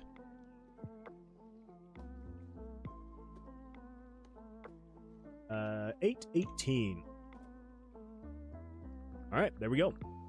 So now if we come back over to... Oh, grab that. That'll make things way easier if I just grab all of these image layers right here. Got those 3 buttons. We'll just throw you in there for now. So we got the hit button. The hit is what we're working on. So this is going to be comment hit button. All right, so if you were hovering inside of that area, we're going to have it switch to the highlight button. Else, we're just going to say show you. And then if you press, we're going to show you. If you're not, we're then going to show you. I guess we don't technically need that. Yeah, we can get rid of that.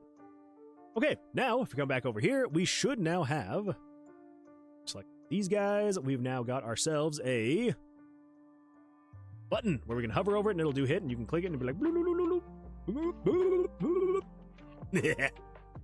ah, good times. I love it when a plan comes together. Let's see here. Oh, Domino says, evening, folks. Welcome, welcome. Glad you're here, Domino. How's life going for you? Their bark is louder than their bite for Chihuahuas. That is 100% accurate. Very, very accurate. Chihuahuas are very, very loud creatures for their size. Crazy. Absolutely nuts. Okay, so let's get the rest of the buttons working really quickly. So I think at this point, yeah, so if you're hovering, it just shows that. If you have released it, it then shows that. I think that should be fine. Then at this point, we can then say another spot here. So we then have the double down button. The double down is going to be, let's get the X and Y coordinates for that. 544, 656. 544, 656. And you are 736, 704. 736, 704. All right, so if you are hovering in there, we're going to show the double down 2. If you are pressing in there, we're going to show double down 3. And then if you are no longer in that area, do double down 1. And then last but not least, we've got the stand button. Stand is going to be X and Y. 748, 656, 748. Should be the same, 656. Go. And then the other X position is going to be right here. Nope, right here. That is going to be 888. 888. And if you are hovering over that area right there, it's going to be stand 2. If you are clicking in that area, it's going to be stand 3. And if you are doing neither of those things, it is going to be stand 1. And with all of that, we should be able to come over here and do a little bit of a test play, and we should then be able to see. Let's go find some monsters. Oh, wait. That's, I just realized the issues that we have here. The hit button, oh my gosh. Yeah, that would do it. Okay. Let's grab those. That is 100% my bad. So the double down button needs to be 640, 680. So double down is 640. You are going to be 640. Whoa, 640. You're going to be 640. Kind of forgot to change the X and Y position of the buttons themselves. And then stand is going to be 818. So 818, 818, and 818. There we go. That's better. That's better. Oh, I also need to change. You need to be 30. 30. Wait. 29. 30. Oof. We're off to a great start. Great start. 31. 31. And 31. Awesome. There we go. Okay. Come over here. Do a little bit of dish. Find a monster. Now we've got the hit button, double down, and stand. You can click the buttons. They do nothing, but they move. So that's pretty exciting stuff. Yeah. Buttons. Yay, buttons. Oh, let's see here. Why does not energy drink kind of taste like my whiskey? I think my taste buds are confused. I think maybe just a little bit, Mathra. Maybe just a little bit. Just a little bit. Some Randev says, welcome, Some Randev. Glad you're here. Glad you're here. Hopefully you're having an absolutely fantastic day / evening. It's actually pretty late for you, so hopefully you're having a good time. Let's see here. What do we got? Mather says, Domino, that is more true for my little guy since his lower jaw is too short so he can hardly bite anything. Like legit, all bark, zero bite. It's fair. It's fair. What is with these dang random devs that keep coming in here? Sheesh! Just continuing to stick my tongue out at you all. Thank you, Cameron. I appreciate that. We got ourselves, what is that? What is that? Mind manners. Mind your manners. Also, thank you. Thank you for the 7 stream streak. Some Randev, I do appreciate that. If you're going to streak anywhere, I appreciate you streaking here in this stream. We got some cake. BZ completely unusable. Having the worst day. No. That's not good. I was hoping you were making progress. I was hoping. That's not good. That is not good at all. I am very sorry. Hopefully, though, maybe sometime soon, it'll be back up. I hope. I've got my fingers crossed for you. Nope. It's new issues. That's even worse. It's changing.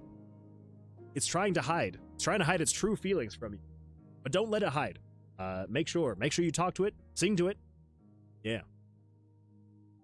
What's wrong with your PC, if you don't mind me asking? So basically, if I remember right, some random dev, there we go again, some random dev basically took a pot of coffee and they just held it over the PC and was just like, bloop, and just dumped coffee all over the PC. So I think that's about right. I think that's about right. So, or something along the lines of like a cooler not being plugged in correctly or something like that. Maybe. But I think it was probably the coffee. I think some Randev probably just took that coffee cup and just... Sounds about right for them. I would say anyway. Let's see. Domino says, waiting for winter to pass, but I'm blessed. Oh, that's fair. That's fair. I mean, I love winter for the first, like, month of winter. And then after that, it can just be gone. I get very sick of it very fast. I love winter during the months of December and like the first little bit of January. After that, I'm like, all right, where's spring? Whenever I started, it says Windows doesn't work. The end.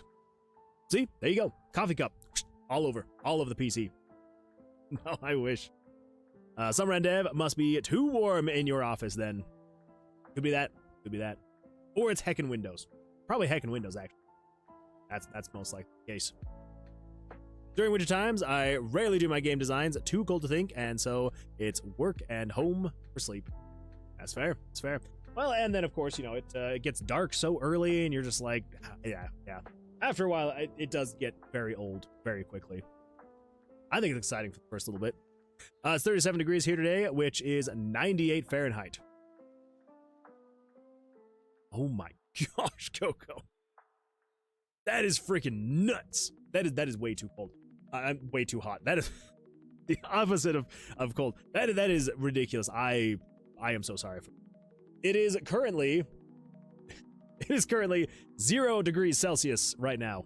It is 32 degrees Fahrenheit, 0 degrees Celsius. That is the only time that I ever know how to calculate Celsius, is when it is exactly 32 degrees Fahrenheit, because I know, oh, that's 0 degrees Celsius. So, very cold. Very cold.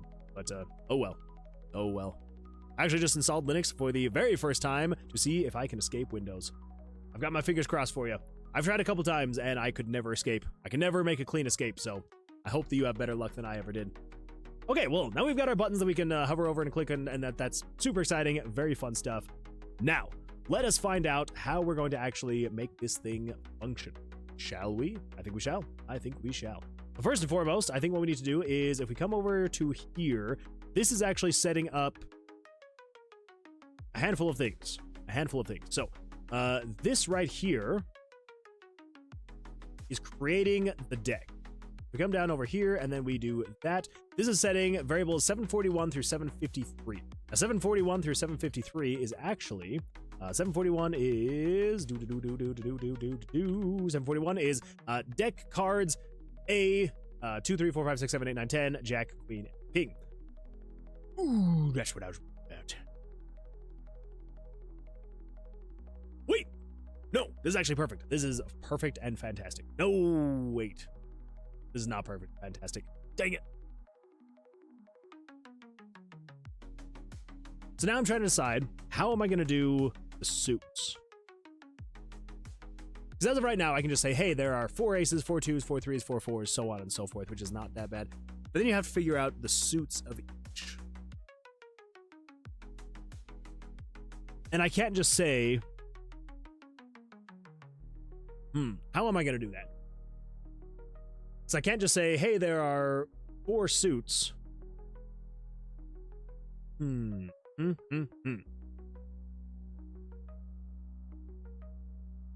needs to be 1 suit for each card. Like, one of each suit for each card. There needs to be 1 Pyro Ace, 1 Geo Ace, 1 Necro Ace, and 1 Pyro Ace. But I can't just say, hey, there are 4 Pyro cards. Yeah, so I can't just store that in a variable.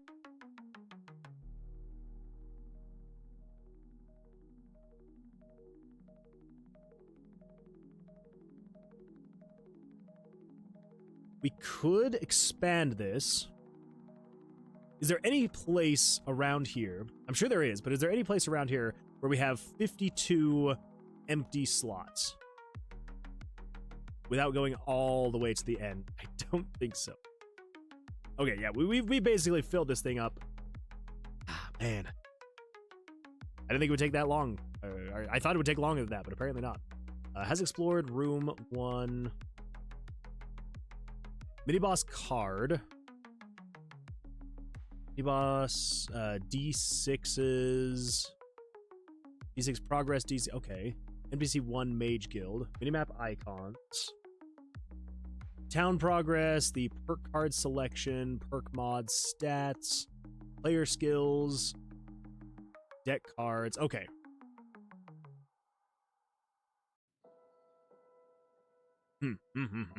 Fairwinkling says, I must sleep. Have a good night, Fairwinkling. I appreciate you being here. Again, sorry that it's so late, but I hope you have an absolutely fantastic evening. And yeah, we'll see you in a future stream. So thank you for being here. I do appreciate it. Bazite works too. Wait. Oh, Linux. Feels like I'm in the Wild West. Wait, Domino. You retracted a message. What did you say? What did you say? What was your message you retracted? I'm curious. I want to know. Okay, so we've got all of this stuff here, but I think what we're going to do, and it may not be the most efficient thing in the world. Actually, I know it's not the most efficient thing in the world. But we're going to say this. We're going to say you're going to be 12. Let's just do 1,300. And then starting here. There's got to be a better... but I can't think of a better way to do this. Because each card is technically unique. You have one Pyro Ace. You have 1 Pyro 2. You have 1 Pyro 3. You have 1 Pyro 4. So you can't just say 1. Yeah.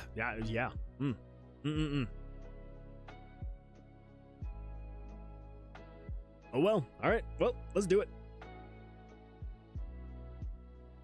Some Red Dev says hi, and Cameron says hello.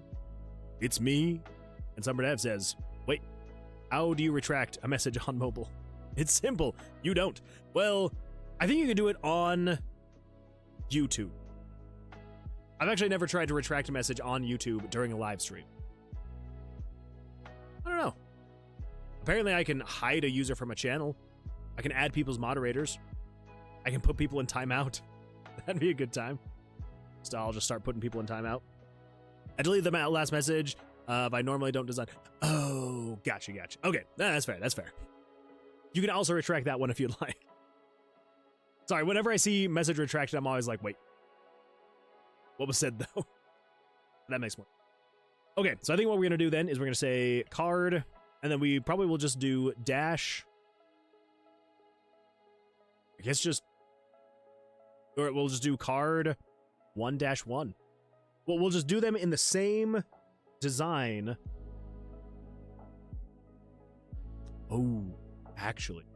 We have card 1-1, 1-2, 1-3, 1-4, 1-5, 1-6. So what we can actually do is we can say... This might actually make things way easier, potentially in the future. You got 1, 2, 3, 4, 5, 6, 7, 8, 9, 10, 11, 12, 13. 2, 3, oh. 3. I wish there were an easier way to, like, rename these things. That's what I thought. I wish you didn't have to click down in here.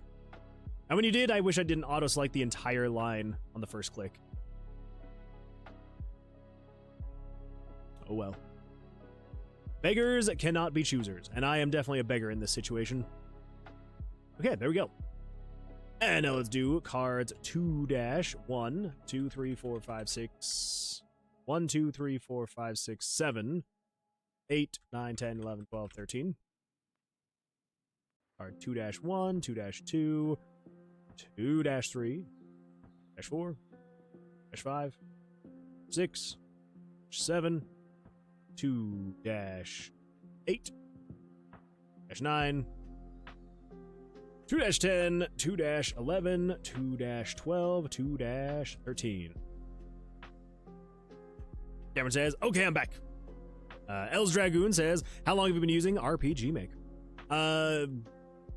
I first started using RPG Maker back in like 2001-ish. It like quite literally has now been like 25 years, which is kind of crazy to think about. You know, yeah.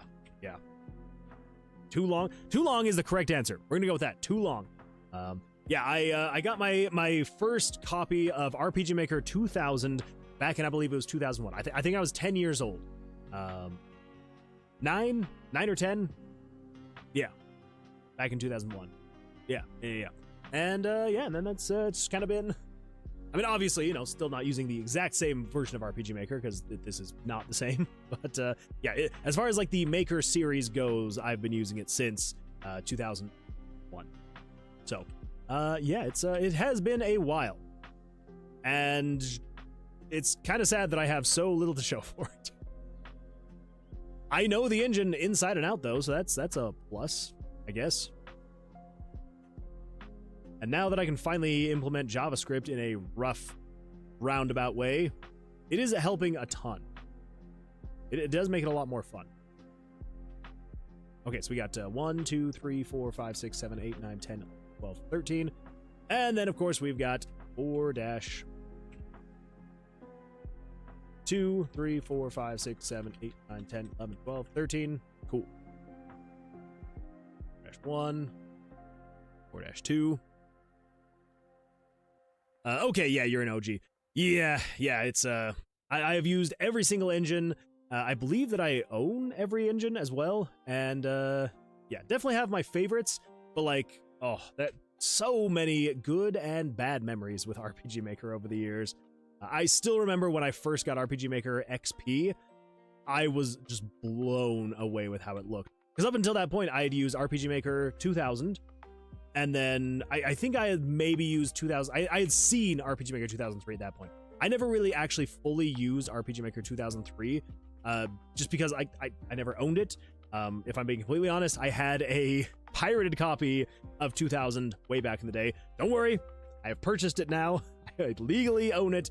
And I never released anything. Obviously, back then I was like 10, so I wasn't exactly making anything that I could release. But yeah, so going from like RPG Maker 2000 and then kind of roughly seeing 2003 and then seeing XP for the first time, I was like, oh my God, like, life is amazing. I loved all those assets. The music in that engine was so good. Just everything about it, I was like, oh my gosh, this is the future. This is amazing. I love it. So nice to have software that you've got a gazillion reps on. Yeah, and that's honestly, like, I will say probably one of the best things about an engine is, yes, it's important to know what it can do, but it's almost more important to know what an engine can't do. It's good to know your limitations so you don't try and go too far. Just because it's like, you know, and obviously with some engines, the limitations are much less restrictive, especially compared to RPG. With RPG Maker, the restrictions are much more tight than with, you know, say even like a Godot or a Game Maker. And then of course, you know, go into like Unreal and it's basically do whatever you want. Like if you can think it and you know how to do it, you can do it. With RPG Maker, it's like, yeah, you can do a lot with JavaScript and you can do really crazy things. But there are still limitations where it's like, yeah. So anyway, yeah. I guess that's what I got. Mather says, so Moon, when is the next time you are playing a game, you workaholic? One of these days, it's gonna happen again. I promise. All right, so we got 1141 through 1192, 1141 through 1192, 1141 through 1192, and we're gonna set all of these to equal 1. That is it. Across the board, they are all equal to 1. That way we have 1 of each card in the deck ready to go. But if we ever decide to, maybe in the full release, ever make it so that you can customize your deck, we can then go in and you can actually adjust those variables so you can have like 3 pyro aces and you can actually adjust them accordingly. So, should be a good time, I hope. We'll see. We will see. Let's see. Shout out to RPG Maker 95, released in 97. 95 is also one that I've seen, but I've never actually used. And I think it's because if I ever were to go back to an older, I would probably just do 2003. Like 2003, if I were going to make an older game, like using an older engine, 2003 would definitely be the engine that I would use. I don't think I would ever go back and use like XP to make a game. Especially not VX Ace. Like that one, yeah. I liked VX Ace, don't get me wrong. I have many an hour in VX Ace. Actually, now I wonder. If I go to RPG Maker, I know that like the times in here are not going to be quite as many as I could have. Like with XP, obviously I've used for more than 44 minutes. This is just since owning it on Steam. Same with like 2003, 6.6 hours. No. But I think VX Ace is actually the first one that I owned and fully operated out of Steam. No, I must have had another copy then somewhere else. Yeah, definitely have used it more than 400 hours. I have to have used that thing more than 400 hours. And then 2000, of course, 16 minutes. VX. I've never even launched VX. I just own it. That's because, when you have VX Ace, why would you use VX? But then, of course, RPG Maker MV. I am now at 3,300 hours in MV. I almost feel like I'm probably pretty close to that in my actual use of XP. Probably. But I'll never know. And then MZ. Wow. Already almost 150 hours. More than I thought. Way more than I thought, actually. Okay, well. There we go. All right, so we got the cards ready to go. Cameron over on YouTube says, hello from the other side. Welcome, Cameron from the other side. Glad you're here. Domino says, it was just random chat comment. Nothing really to keep during live stream. That's fair. That is fair. See, Z12 Game says, hi, haven't been here to streams for a while. What's new in the game? Well, welcome. Glad you're here. Glad you're here. Glad to see you back. What's new in the game? I'm trying to think of what would be new since the last time you were here. Let's see what is new. I mean, we've got a perk card system that might be new, maybe. So the perk cards are going to be there to kind of like switch up your runs a little bit. They have different buffs and debuffs that will either help or hinder the player. We have a skill tree now where you can come in here and you can level up these different skills that'll help you in all sorts of different ways, related to vitality, dexterity, warding, and luck. So warding is like elemental resistances, basically. Let's see what else. We are redoing currently the combat system. So when you go into combat, there's going to be... It's still blackjack. We're going back to blackjack. Because in this week, I had kind of started veering away from blackjack and then decided to come back to it, but actually set it up in the full way that blackjack can and should be experienced. So like, say, for example, with the old battle system, you didn't have doubling down, you didn't have splits and things like that. So we are going to be adding those, and they will actually be in the game. So that's new. We might have some new monsters, decorations, maybe. I don't know. Sometimes it's hard to keep track of everything that I've added since X, weeks or months ago. And sometimes I'm like, oh yeah, that thing has been in there for a while. And other times it's like, oh yeah, I did just implement that, didn't I? We've got items now, item slots. That's a good time. We've got our quest menu kind of working now. It at least shows text, so that's good. We don't have a quest actually in the game, but you can switch tabs, and that's half the battle. So there's that. Think of anything else that would be new. Anyway, yeah, that's what we got. And now we got buttons. We got buttons that don't technically do anything, but you can hover over them and click them, and it's good times. Yeah, great times. The Japanese exclusive RPG maker Dante 98, released in 1992. Gosh. See, some Randev is the true OG. Some Randev knows way more about RPG Maker than I could ever hope to. I wish one day I could own even just a sliver that is the vat of your knowledge. We need to play Balatro and Sky. True. I do need to play Sky. That one was a dare, and I do need to do that. And Balatro is probably one that I actually would like playing Balatro on stream. I think that'd be a lot of fun. See what all the hubbub is about, all that good stuff. All right, let's delete that. And then at this point, we now need to actually draw cards. Yeah, that's what we need to do. VX Ace was the best. Yeah. VX Ace, I absolutely. I mean, I do like VX Ace. I until MV, VX Ace was the one that I had probably spent the most amount of time. But nowadays, it's definitely MV. MV has been my my rock, the cornerstone of my creativity for so long now. The first RPG Maker I ever used was RPG Maker. Yes, just flat out RPG Maker for PlayStation. I wish that I'd ever owned that one. I heard a lot of people talk about it and said that it was a lot of fun. Well, actually, I used one even earlier, but it was translated version on PC from Japan. But I cannot remember how you spell it. It's fair. I need the Wikipedia. I read the Wikipedia once. Oh. Still, that is knowledge that I do not have. Also, I'm being abused by the ads. I'm sorry, Mathra. Those blasted ads. They always come in at the worst times. A well-deserved like for the stream. That's awesome. Thank you. I appreciate that, Z12. But yeah, I do appreciate you stopping back by, and yeah, hopefully you'll enjoy your stay here, and hopefully it'll be entertaining. That's the hope anyway. Fingers crossed. You should play Crowd Control Balatro. I don't know what that means, but I could do it. I'll take a look anyway. Okay. So, the next up thing is we need to say the actual card draws themselves. Let's create a new page. This is going to be if B is on. Parallel process.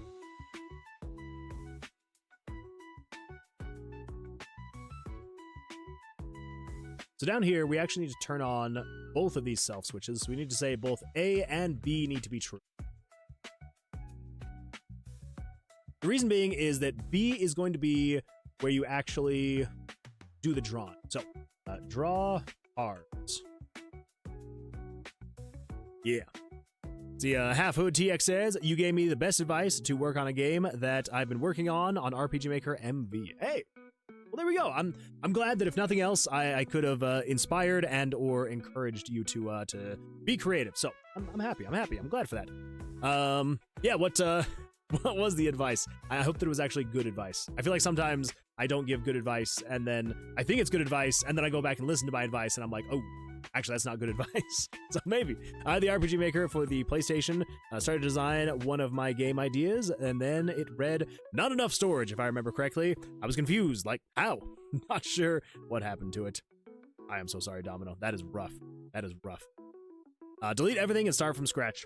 That is a big one, and definitely a very controversial one. I have had a lot of people tell me they've been like, don't do that, especially if you're learning, and I'm like, I literally said that in the short if you are experienced, if you know what you're wanting to create, delete everything so you're not tempted to reuse the RPG Maker assets, and then create all your own, make it your own. And then, yeah, it seemed like a lot of people took offense to it, and I'm like, I'm not trying to offend, I'm not trying to say you have to, I'm just saying if you want your game to stand out, if you want your game to not look like it was made in RPG Maker, I mean, like, that's what I'm doing right here. Like, I feel like, for the most part, if you were to look at this game, oh my goodness! Welcome Small Block Boy and your 14 amazing audience members. Small Block Boy, thank you so much for the raid, I appreciate that. Welcome, glad you're here, and yeah, welcome. Glad you're here. I do appreciate the raid. Hopefully you had an absolutely fantastic stream. And yeah, I welcome. Was it a good stream? Anything you want to kind of bring up, talk about, chat about, highlight? Would absolutely love to hear about what you were working on and what you were doing on the stream. But yeah. So I feel like for most people, if you were to look at this, you wouldn't be like, oh, this is an RPG Maker game. And that's my goal. That's my goal, is to like not have people look at this and be like, oh yeah, that's RPG Maker. Like I want people to look at it and be like, whoa, what's going on here? Like what is this? So anyway, so I'm glad that I was able to inspire, and yeah, hopefully it'll actually be useful advice. Yeah, because like honestly, at the end of the day, the only reason why I suggest that is like if you want your game to stand out, then yeah, delete the assets and then go with just completely custom stuff. And yeah. And if not, that's totally fine. If you want to use the default assets, nothing wrong with that. I love the way that RPG Maker games look. I think they look really good. I love the default assets. But I also like to make my own game look the way that it does. So anyway. Let's see. Small Block Boy says, small raid. I saw RPG Maker and went. Well, I appreciate that. Yeah, we're using a RPG Maker here to make a dungeon crawling roguelike RPG where the combat is based off blackjack. We are currently working on redoing the blackjack system, and but yeah. So it's coming along though. So it's a retro style dungeon crawler. So very, very pixelated. I'm kind of using it as a scapegoat a little bit for some of the mechanics, trying to not go overboard and make, people assume that they're going to see anything too crazy. So yeah, so kind of going for that like retro style, to, kind of go like a little bit more simple with the graphics, with the mechanics and all that stuff. But still trying to make it fun, exciting, all that fun stuff. So yeah, so I do appreciate the raid though. You should look at general chat. Absolutely, Cameron. I will take a look at that. I love RPG Maker. It got me started on my game dev journey. There we go. Yeah, it definitely is a great starting point, a great stepping stone, and so many people that I know that have like actually progressed into other engines, learned to actually program in other languages. A lot of those people started in RPG Maker, and then they take what they've learned, take what they've experienced, and then they move on to bigger and better things. And I absolutely love that. Obviously, with some ran dev, I would say it's probably one of the shining examples of that. I'm assuming some ran dev that you started with RPG Maker, actually learned how to code, made all of your plugins, and then you're like, there's so much better things out there. Let's move on to another engine. That's what I'm assuming anyway. I don't actually really know your origin story. But yeah, that's what I'm assuming, some ran dev. I love RPG Maker. See, I would never assume this was made in RPG Maker. Very well done. Thank you. I do appreciate that. Yeah, that's that is the goal. That is the goal, is to be as different as possible. So, anyway. Okay, cool. Well, I started with Game Maker 7. Well, there we go. I stand corrected. So I guess you didn't start with RPG Maker. Oh well. And then, uh-oh. Are you ready for getting your origin story? Let's see, Domino says, I think I sold it with most of my games back in the late 90s. Well, that's fair. I mean, yeah, I mean, if it's gonna come back at you and be like, insufficient storage, I can't imagine you would hold on to it, really, so... and trying to make your RPG separate from anything that looks like RPG Maker. Yeah. And honestly, again, like, and that's like the ultimate advice, is it's like, if you want it to be different from everything else that you see, especially because, and this has been chatted about quite a bit, RPG Maker is used to make a lot of slop. And a lot of adult content is made in RPG Maker. And yeah, and a lot of them just use the default assets with custom drawn pictures pictures that show on the screen. And yeah, and so a lot of people see those default assets and they're just like, oh, it's another one of these games. And so if you don't want someone to say, oh, it's another one of these games, then you know, use different assets. And it doesn't even have to be like, you don't have to make them yourself. You don't have to go out and buy, you know, some $500 tile set or things like that. But like there's a lot of different options for you out there where you can get different assets and you just go with that. And yeah, it honestly does help a ton in like setting your game apart from everything else.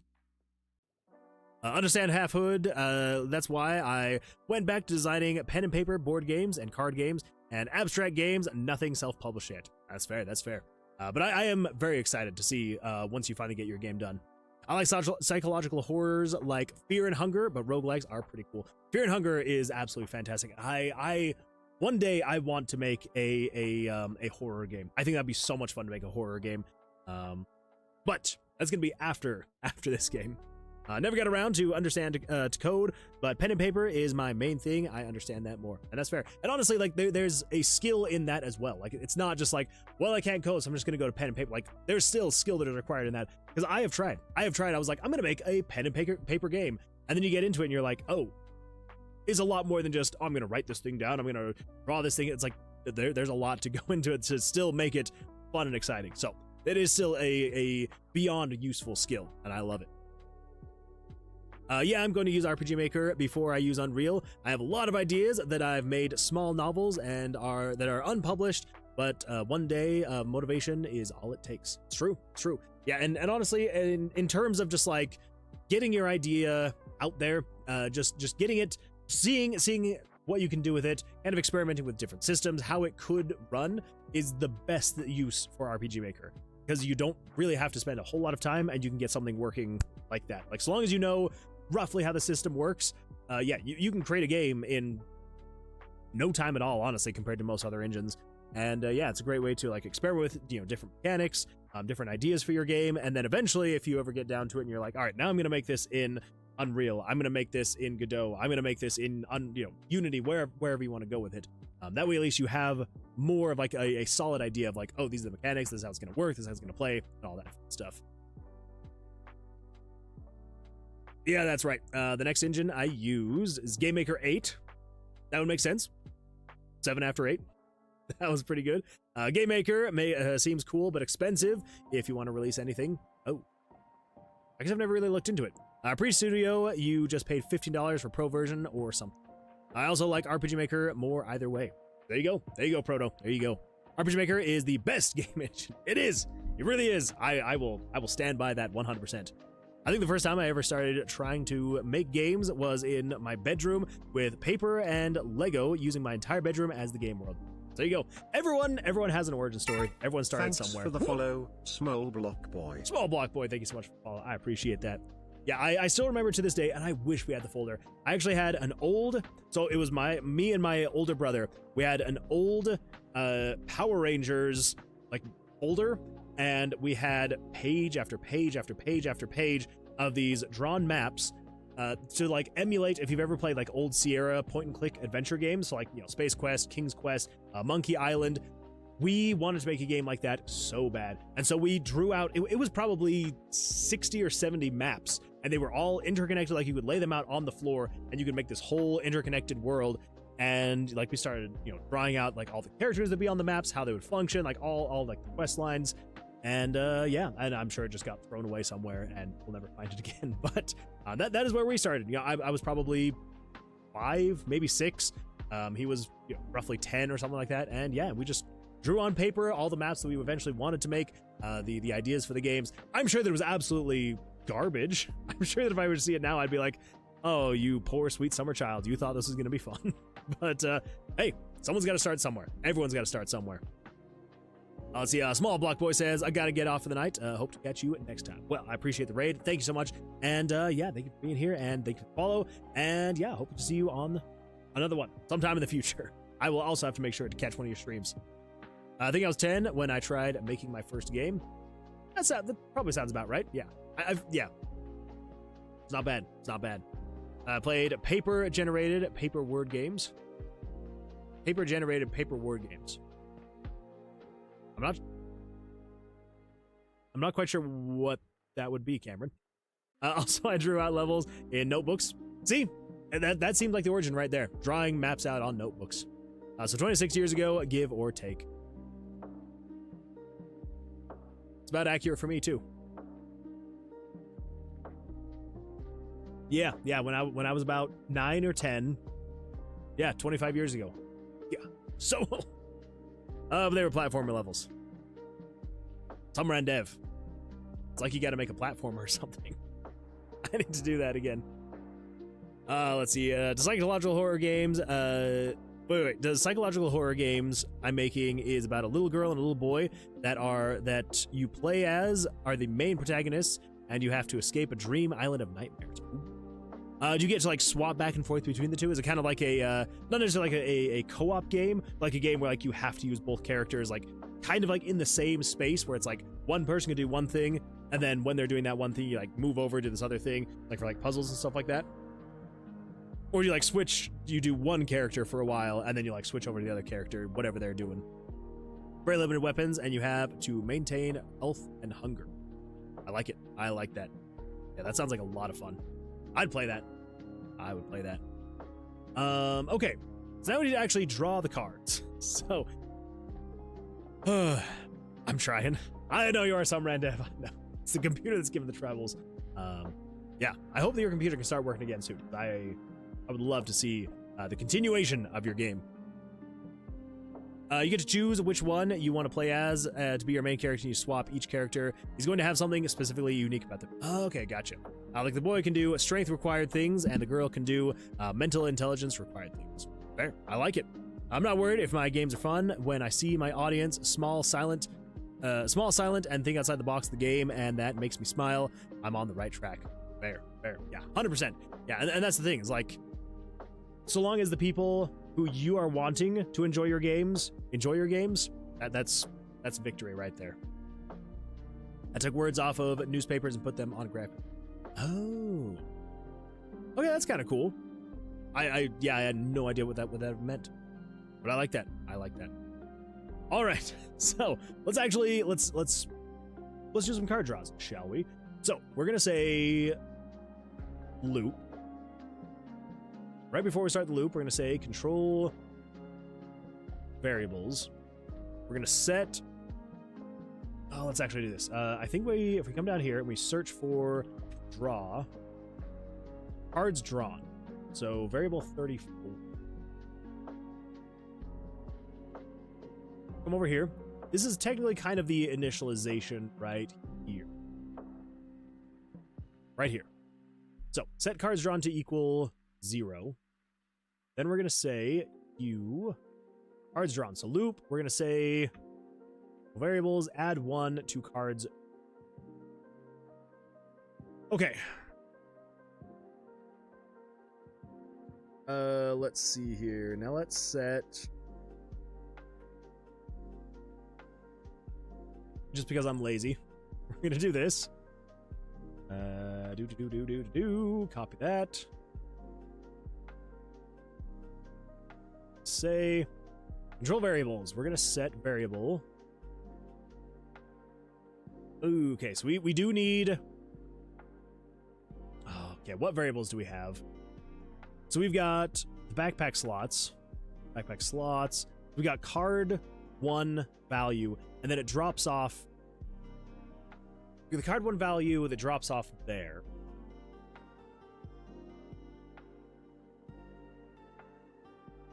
I guess we could technically do that.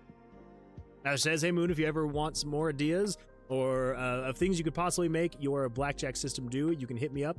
I have seen so many ways it can be implemented. I would absolutely love that. Yeah.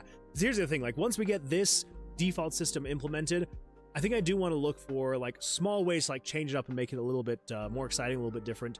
So yeah, would absolutely love to kind of go back and forth on some ideas. Wardstone Studio says, small raid. Welcome. I'm glad you're here from the raid. Welcome. Glad you're here. Hopefully you're having an absolutely fantastic evening or day, morning, wherever you may be in this world. Yeah, hopefully it is a good one for you. So yeah, Half-Blood says, I play games on my channel. When your game eventually comes out, can I live stream a test? Absolutely you can. I would really appreciate that. Yeah, I'm hoping to have the demo out in the next the first quarter of 2026 is my goal to have the demo out by then. So hopefully in the next month or two, once we can get through this, I feel like it should get the ball rolling pretty quickly. But yeah, would absolutely love that. So yeah, thank you, Hap. Master says, honestly, it is staggering just how well the concept of blackjack can work. Perfect for roguelike mechanics. It's true. It's kind of why I went for it. So, Half-Blood, are you asking me that question or Moon? Oh, actually, yeah, that's true. Domino, you could play Domino's game as well. Good tabletop game is always fun to play on stream. So,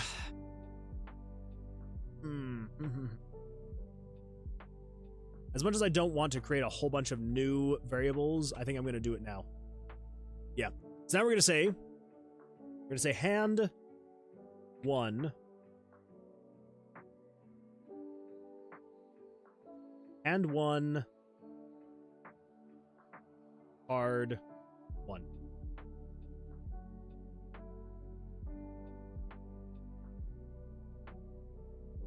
Yeah, we'll go with that. 1, 2, 3, 4, 5, 6, 7, 8, 9, 10, 11. So the reason why we need to have at least 11 cards is because, pull up Notepad right here. We're going to say, if you were to draw... Why do I have Notepad? I don't need Notepad. Calculator. So let's just say, for example, if you were just to get crazy lucky RNG, and you drew an ace, which would be worth... It would technically be worth 11, but if you were to get soft hands. So technically, if you were to draw an ace, 4 aces in a row, so that would be 1, 1, 1, 1. And then let's say, for example, you drew 4 2s in a row, so that's 2, 2, 2, 2. And then you were to draw 3, 3, 3. That is 11 cards. 4, 8, 9, 10, 11. Yes, 11 cards. So 11 cards is technically, if you got crazy RNG and it went ace, ace, ace, ace, 2, 2, 2, 2, 3, 3, 3, is technically the most amount of cards you could draw to get up to 21. Anything after that is going to be a bust, and then you're just out the door. So we have to have at least 11 cards that you could technically draw. Are you ever going to get up to that? The chances of that are so crazy small. It's like, yeah, ridiculously small that could happen. But it still could. And if it could, we got to make sure that's programmed and in there, ready to go. Yeah, so we do need to make sure that you have at least 11 cards that you can draw. So we're going to say 2, 3, 4, 5, 6, 7, 8, 9, 10, and 11. So this is hand 1. Now, the reason why we're calling it hand 1 is because if we come over here, you'll probably remember we are talking about being able to split your decks. So if you were to ever split your deck, you're then going to have a second hand you're then going to have up here, so you have 2 hands in play at once. So if we're going to do this, let's see. Yes, we're going to have hand 1 and hand 2. Now I'm trying to remember. Now I'm trying to think. Are we going to need to store the face values, like the suits? Because we could do something along the lines. No, because that's just going to get ridiculous.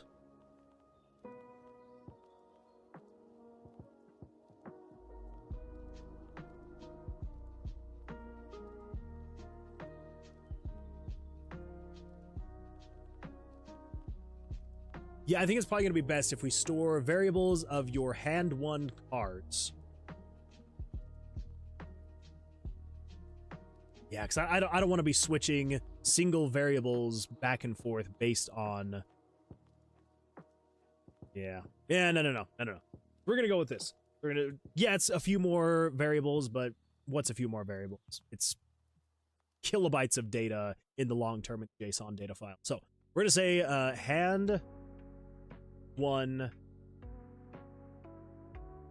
suit 1, 2, 3, 4, 5, 6, 7, 8, 9, 10, 12, 11. All right, so hand suit 2, nope, 1, 2, 3. And this is being able to then store what the suit is for the card you have. 8, 9, 10, and 11. There we go. Let's just call that good for now. We're going to stick with just those variables, then we're going to actually start building stuff. So 1193 is going to be the first guy right here. So what we need to say then is we want to say variable 1193, nope, 1192 plus game variables 34. 34 is how many cards you have drawn. We don't want to say times 4. We're going to say variable 1192 plus 34. So that'd be 1193 if you're drawing one card. 1194 if you're drawing card number 2. 1195 if you're drawing card number 3, so on and so forth. Let's see. Mather says, so, Moon, when is the obligatory hot tub dev stream going to be? When I can afford a hot tub, I will do it. If I had someone who wanted to give me enough money for me to purchase a hot tub, I would legitimately buy a hot tub and I would stream game dev from that hot tub. I would do it. 100% I would do it. But wait, Moon, what if you implement a cheat mechanic as part of the buffs and such that lets you have more of a card available exceeding the ace limit, for example? Ooh. Ooh.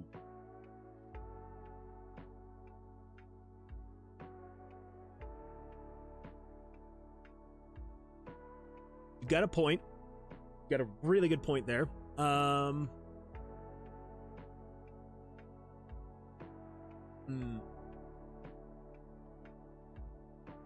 I don't know how I'm gonna plan for that though.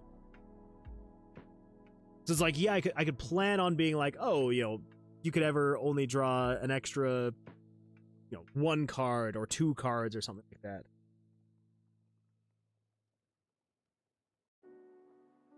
I mean, I could just create a bunch of overhead and just be like, all right, let's add another 9 variables so you could draw up to like 20 cards or something like that.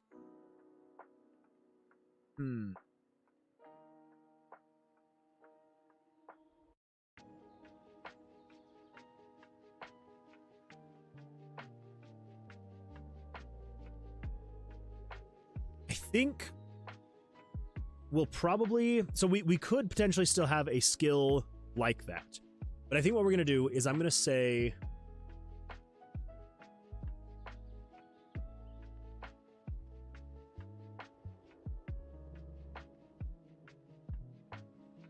I don't know.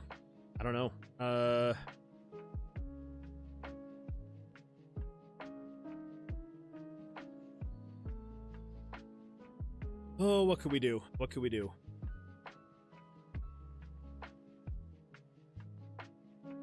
This is where, like, in a regular engine, I could literally just make these, like, entities, and those entities could be assigned values. You can't really do that in RPG Maker. So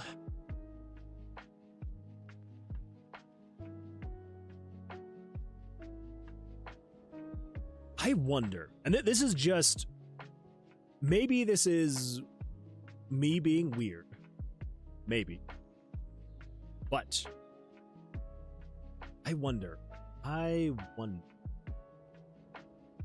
I say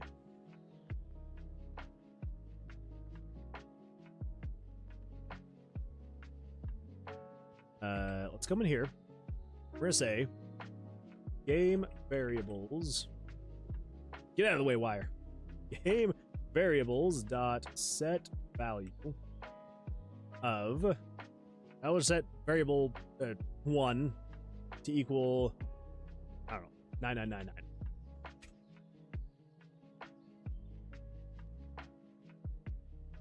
What do you mean undefined?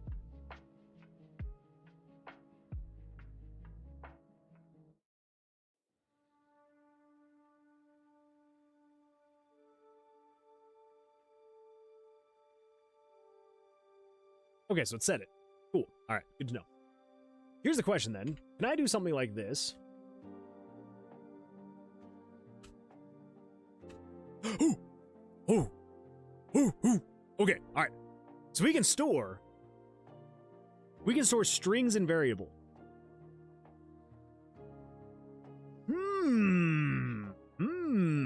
What even is a variable? Summer and Dev, that's a great question for now. Yeah. Okay.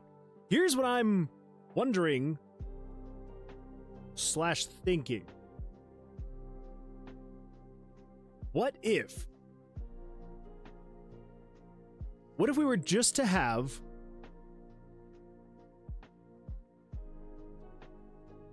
so instead of having variables that would take into account not only the face value of the card, and then also the suit of the card, what if we were to say something like along the lines, like, obviously, like, this is like, we'd have to do something like let's do game screen dot picture 5. Is that a picture? Nope. Picture 1. Is that a picture? Okay. All right. Picture 1. What about picture 2? Picture 2 is currently perk card 4. So I think technically what we could do is we could say game variables dot set value of variable 1, and we're gonna have it equal game screen dot picture 2 dot underscore name.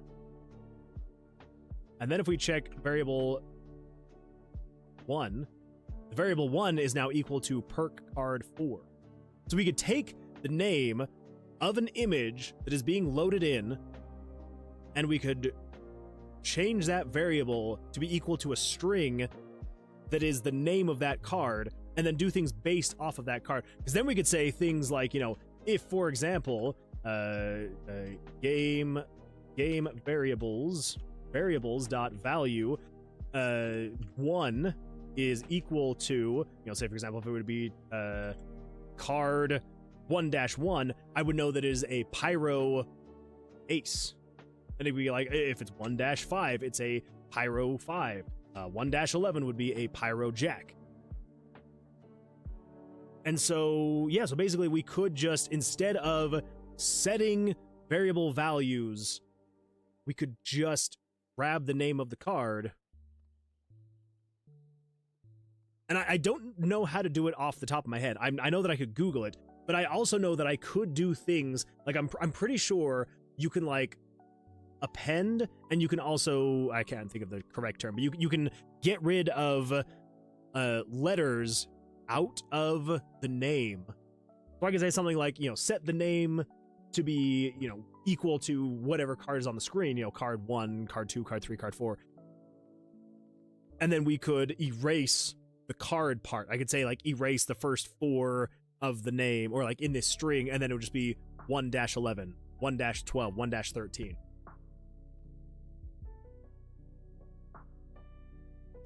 Okay. Here's the real question now, though. What if we say, if we close that and go in here? Dang it! That's what I was worried about. Dang it. Okay. Refresh that. Come in here.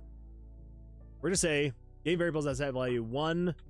We're gonna set game variables 10 to equal the screen name. And then if we do this, and then we say, come in here, variable 10, what is it? Oh, variable 10 shows perk cards.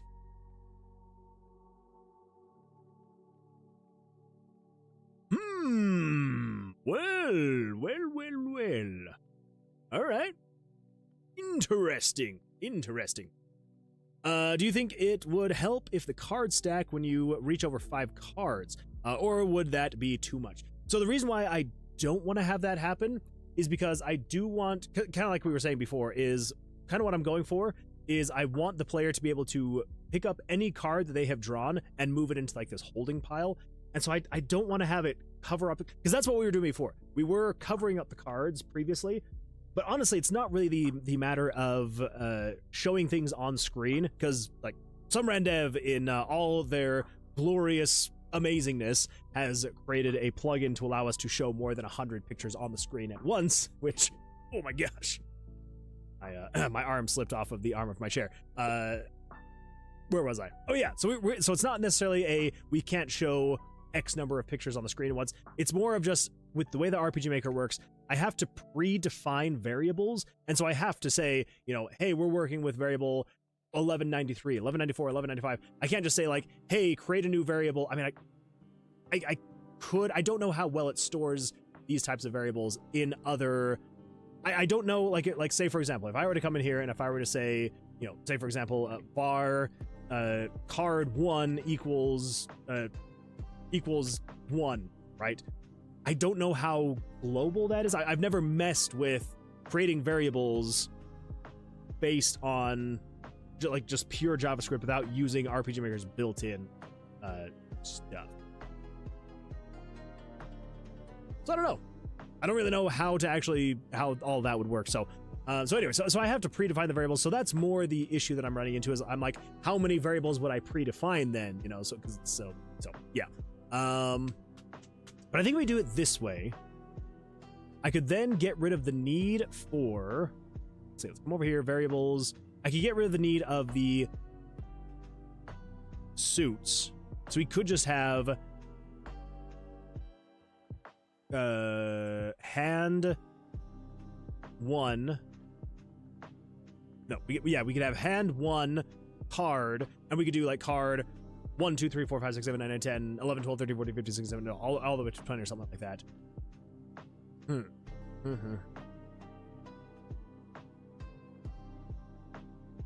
So, yeah. Could do that.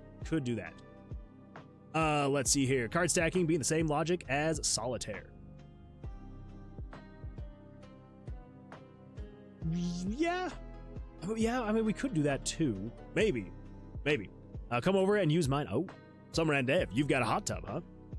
Well, I think I might have to make a trip out there, and we could do a game developer hot tub stream collaboration.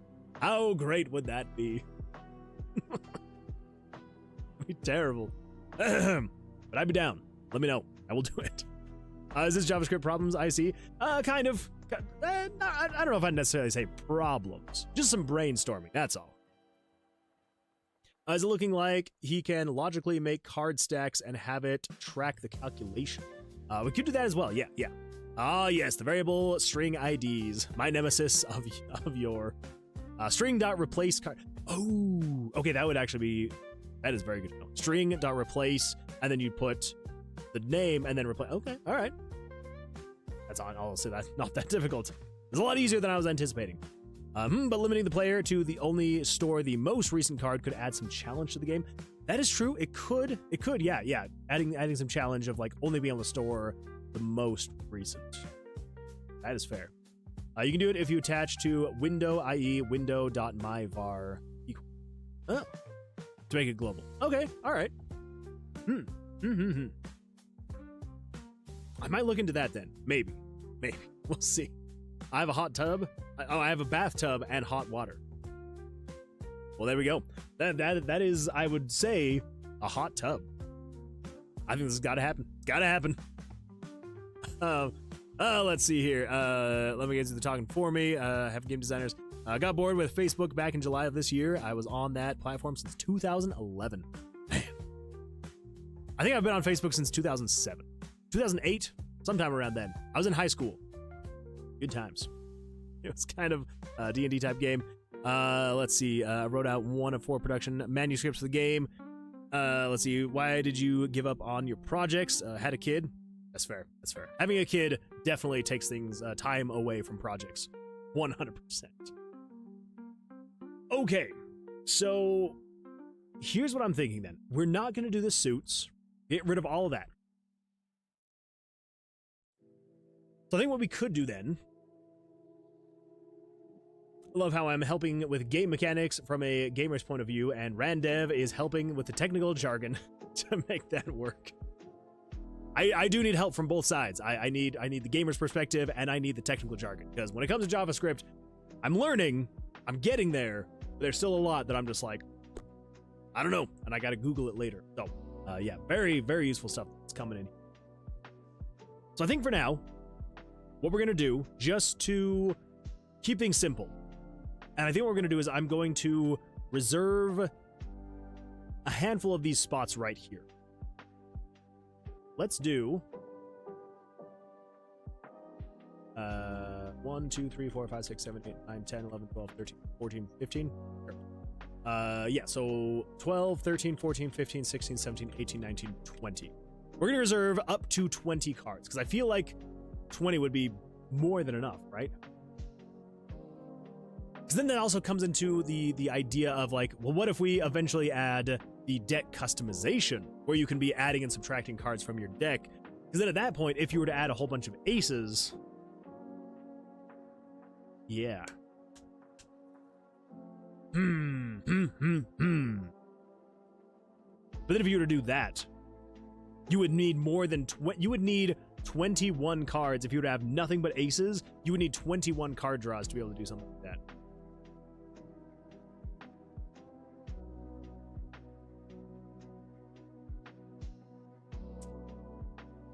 Huh.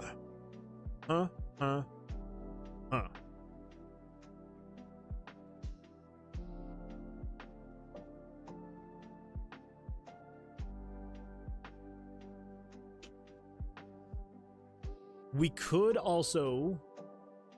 Okay, so here's the first thing. I do really like the idea of you can only swap out the top card. That one I really do like. I think we might just do that. So basically, yeah, the idea would be over here. So like if, say for example, let's do draw ace. So say for example, if this ace were to be over here, if you just tap on this, it would then swap it over and move it to there.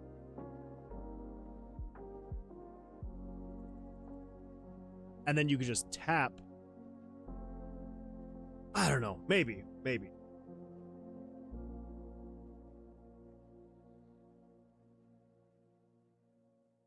For now, let's just get it working, and then we'll see if we eventually create it to be something like that.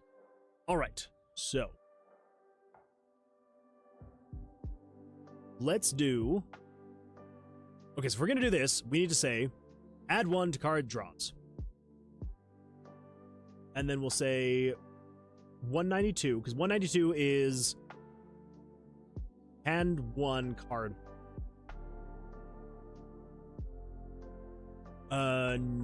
No. We want to have something different than that. We want to say...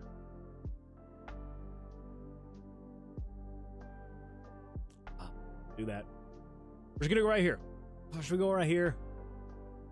Should we go before all of this? We go just like right here. Sure. Card to draw. That's the one we're gonna go with. So we're gonna say set this to be a random number between. The random number is going to be between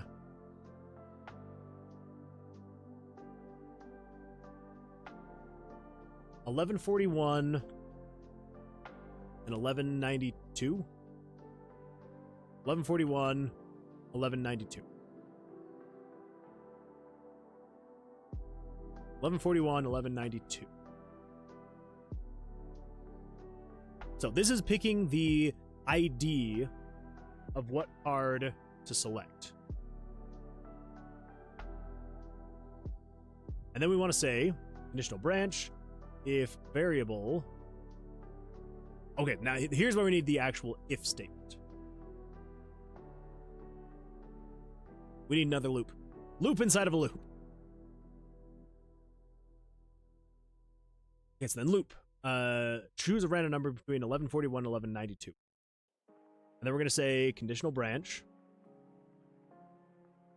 Nope, if statement. Script. So if variable 1140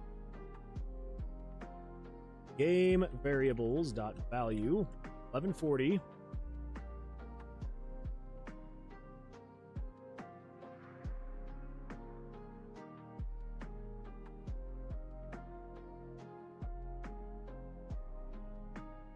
No.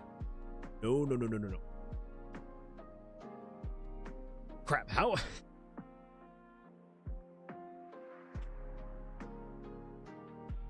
we don't want to check variable 1140. We're trying to check the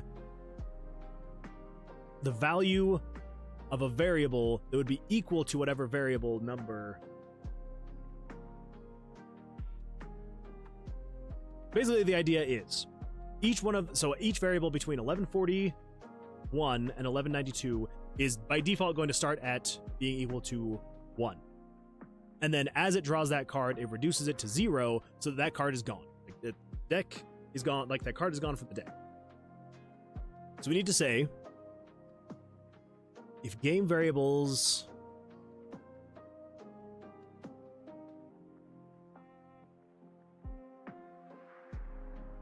I think we would say if game variables dot value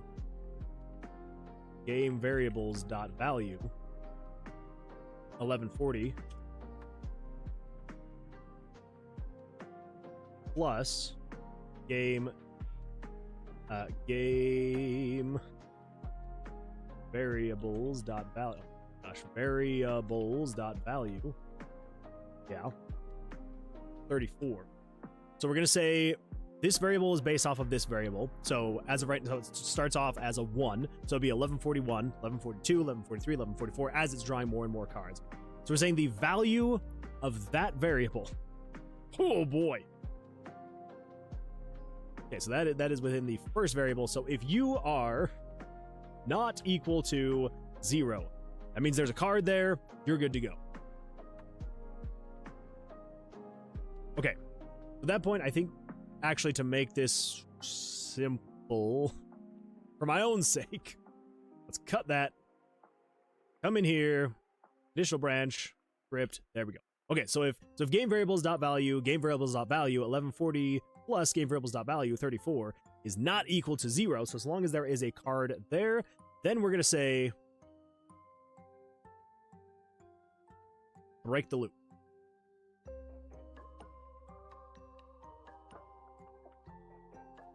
Not yet. Not yet. We want to say we want to adjust variable game variables dot set value. So we want to change, which variable is it? We want to change variable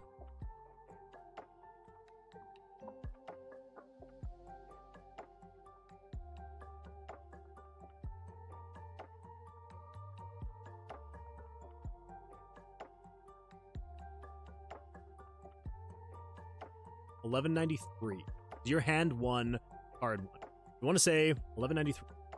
Game variables dot set value $11.92 plus game variables value 34. So that'd be $11.93, $11.94, $11.95, so on and so forth, depending on what card you're drawing. We're setting variable X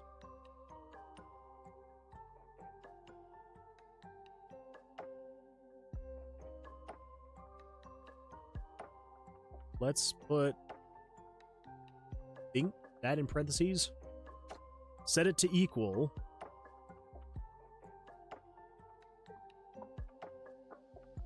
we then needed to set it to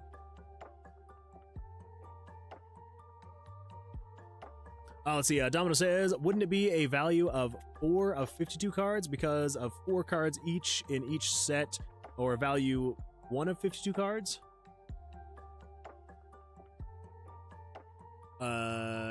So it'd be 1 of 52. Yeah, 1 of 52.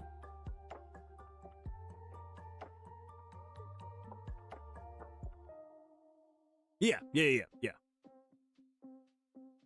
There'd be 52 cards total. Wait, maybe I'm confused. Wait, which part were you meaning? Wouldn't it be a value of 4 of 52 or 1 of 52?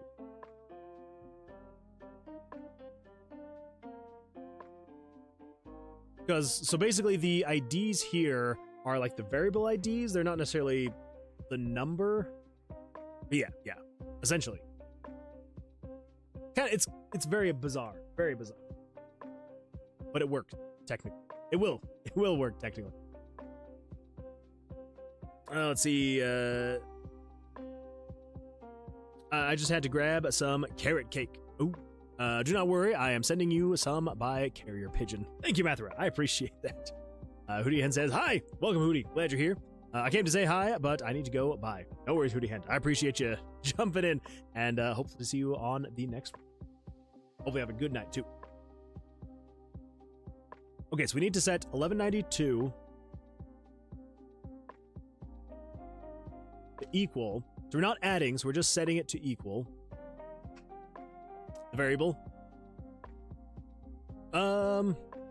Well, yeah, so these are all just based off of IDs. And so basically, so this variable here, it's either going to be a 1 or a 0, or it might be a 2 or a 3 or a 4. So it's checking basically the variable to make sure there is at least a card on that variable. So I have 52 variables that all link to each card individually. So like say for example, you know, the ace of hearts, the 2 of hearts, the 3 of hearts, the 4 of hearts, they would all have their own variable, and that's because there's a potential that I might eventually make it so you can like customize your deck a little bit. Maybe. We'll see. There's no promises. So if you're here for card deck building, I can't promise it's going to be here. But the hope is that if I assign all of these to be related to just variables, then I can add and subtract from those variables. And so if you use the card, it goes from a 1 to a 0. So we're just checking to see if that card is not equal to 0, which means is there a 3 of clubs? Is there a 5 of clubs? Is there a 6 of diamonds? If it's a 1 or above, that means there is. So if it's not equal to 0, so there is a value, then it can do this thing. But if it is equal to 0, then it doesn't do this thing, which then means it then picks a new card. It randomizes again, picks a new card, and then that's kind of like how we're going to have it cycle through. And if it tries to pick a card that is not there, then it just moves on to the next one. It's very bizarre. It's a weird way to do it, but choosing cards from the variable is how many cards it needs to allocate for the hit or defense. So it's picking the cards, and as of right now, we're going to stick with just the 11. We may eventually, and this is why I kind of reserved those few variables, we may make it so that you could potentially eventually draw more than 21. Maybe there's like some kind of perk or skill that you can learn to be able to allow you to draw over 21 and you don't bust. And with that, we would then need to be able to draw more than just 11 cards. Yeah, it's I'm probably doing it in a very weird way. Unfortunately, when I'm like trying to think through something and my brain starts going through like these weird ways to get there, as soon as I decide on a way, my brain is just like, that's the way, that's the only way, and that's the way we're gonna do it. And it very rarely goes off course to be like, oh, but what if I do it this way? And so maybe it's not the best way that I land on, but it is a way. It is a way. Let's see, David Padhausen says, still here, just playing Roadblocks. No worries at all. Hopefully that is fun for you. And honestly, like, I don't expect anyone to ever like be just sitting here watching me. And so if you are, I mean, I salute you. Thank you. I appreciate that. I'm glad that I'm entertaining enough to just sit and watch. I'm assuming for the most part, I am either on someone's phone screen and they have it playing over there while they're doing something over here, or they have it on a second monitor or something like that. So if you are watching me 100% though, with your full attention, first of all, I apologize, but I also thank you. Thank you. Let's see, Azure over on YouTube says, hello, welcome Azure, glad you're here. Hopefully you're having a fantastic evening, or day, or morning, wherever you may be in this world. All right, so then we need to say, it's 1192 plus 34. And this is what we're going to set it to equal.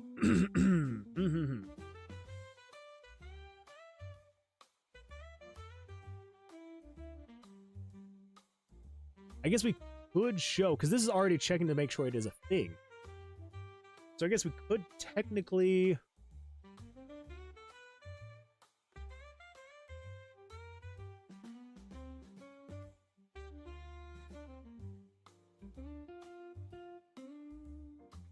I don't know how we're going to show the card, you know?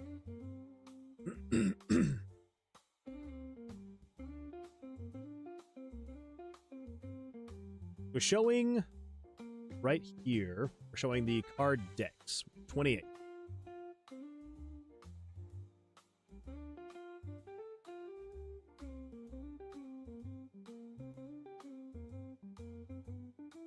just for kicks and giggles, just to like get this working. So we got 28, that's 29, 30, 31, wait, 28, 29, 30, 31, 32, 33. Okay, so 33 would technically be like the first place that we could get to first. Moon, you are always on my second screen while I am playing a game or working on something. Thank you, Matt. I appreciate that. Fluffy Panda says, hi, Moon. How's it going, my man? It is going fantastic. We are making our blackjack system better than it ever was. So, going great. Going great. How are things going for you? Domino says, hello, Azure. Bows respectfully. Good bow. Good bow. Okay, so then we want to show an image.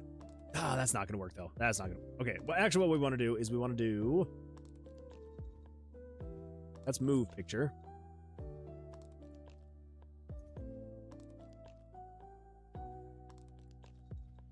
Here's a show picture. That'll work.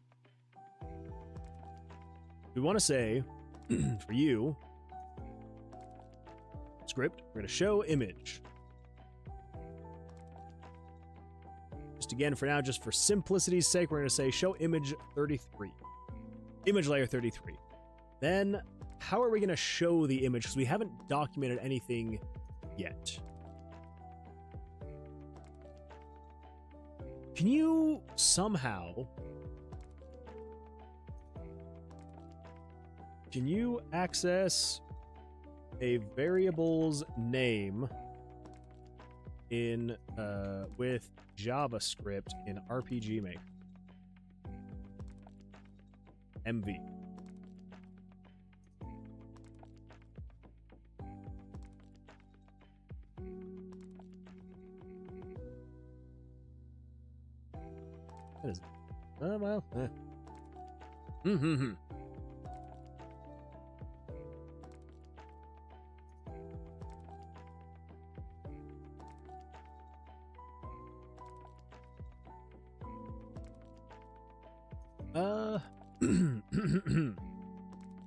That is, well, I wonder.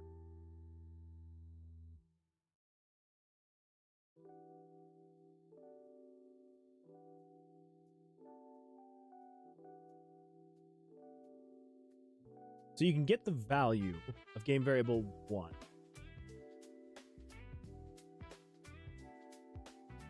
Game variables dot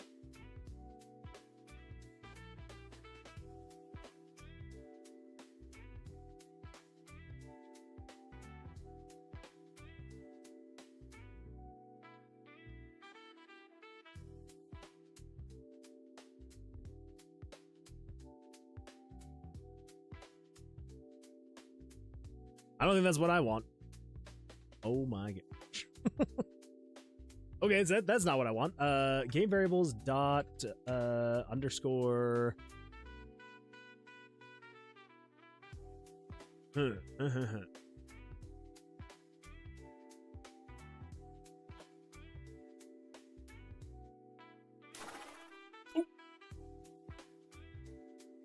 Let me see here really quick. Let's see. So what would I look up? Is it possible using JavaScript to get the name of a variable in RPG Maker be in the developer console? Maybe. Let's see here. So, oh, okay. Let's see here. Let's see. So if we were to do whoop, that's not what I want. That's not what I want. All right, let's freaking. There we go. Okay, so now if we do this, I want to say, so it's so they're saying data system dot variables dot variables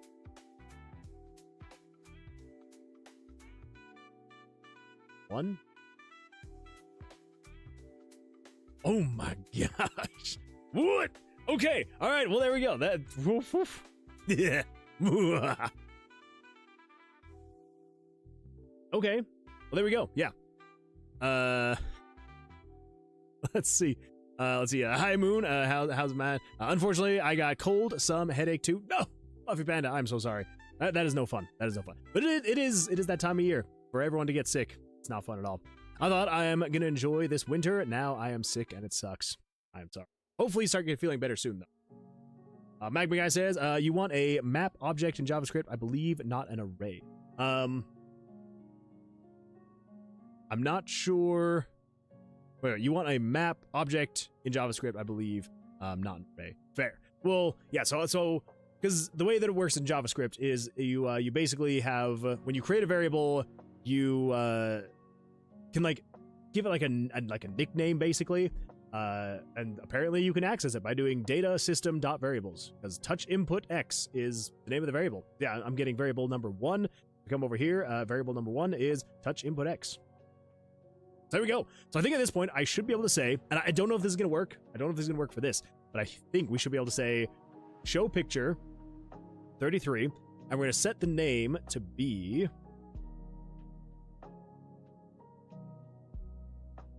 we're going to say data system.variable, and then in here, this is where I don't know if this is going to work.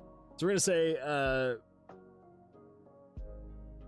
I should probably just test, actually, yeah. Let's test this in here.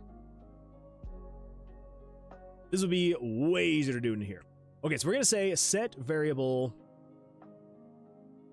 we're going to set variable 5 to be equal to 2. The reason for this big, we come in here and we say data system game variables 5. 5 is named level select and then parentheses or. Horizontal is what it's short for, everybody. Horizontal. So if we then say game variables dot value, if we say data system dot variables, and then we say game variables dot value 5. That should take the value of the 5th variable and give us the name, which should be equal to 2, which should give us touch input y. Because that is variable number 2 is touch input y. Because if we come over here, variable number 2 is touch input y. So if we were to come in here and say, set this to equal 5 again, since it's equal to 5, we should then get the name level selector horizontal, which if we do this, level select horizontal.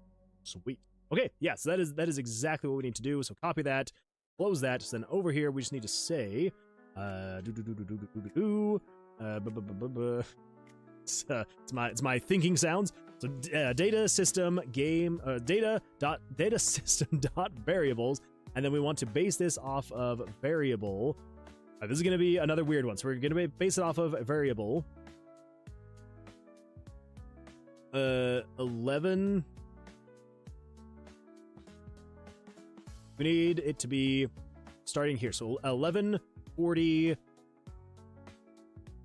We're going to base this off of variable 1140 plus game variables dot value 34. Nope, not 34. Game variables dot value 1140.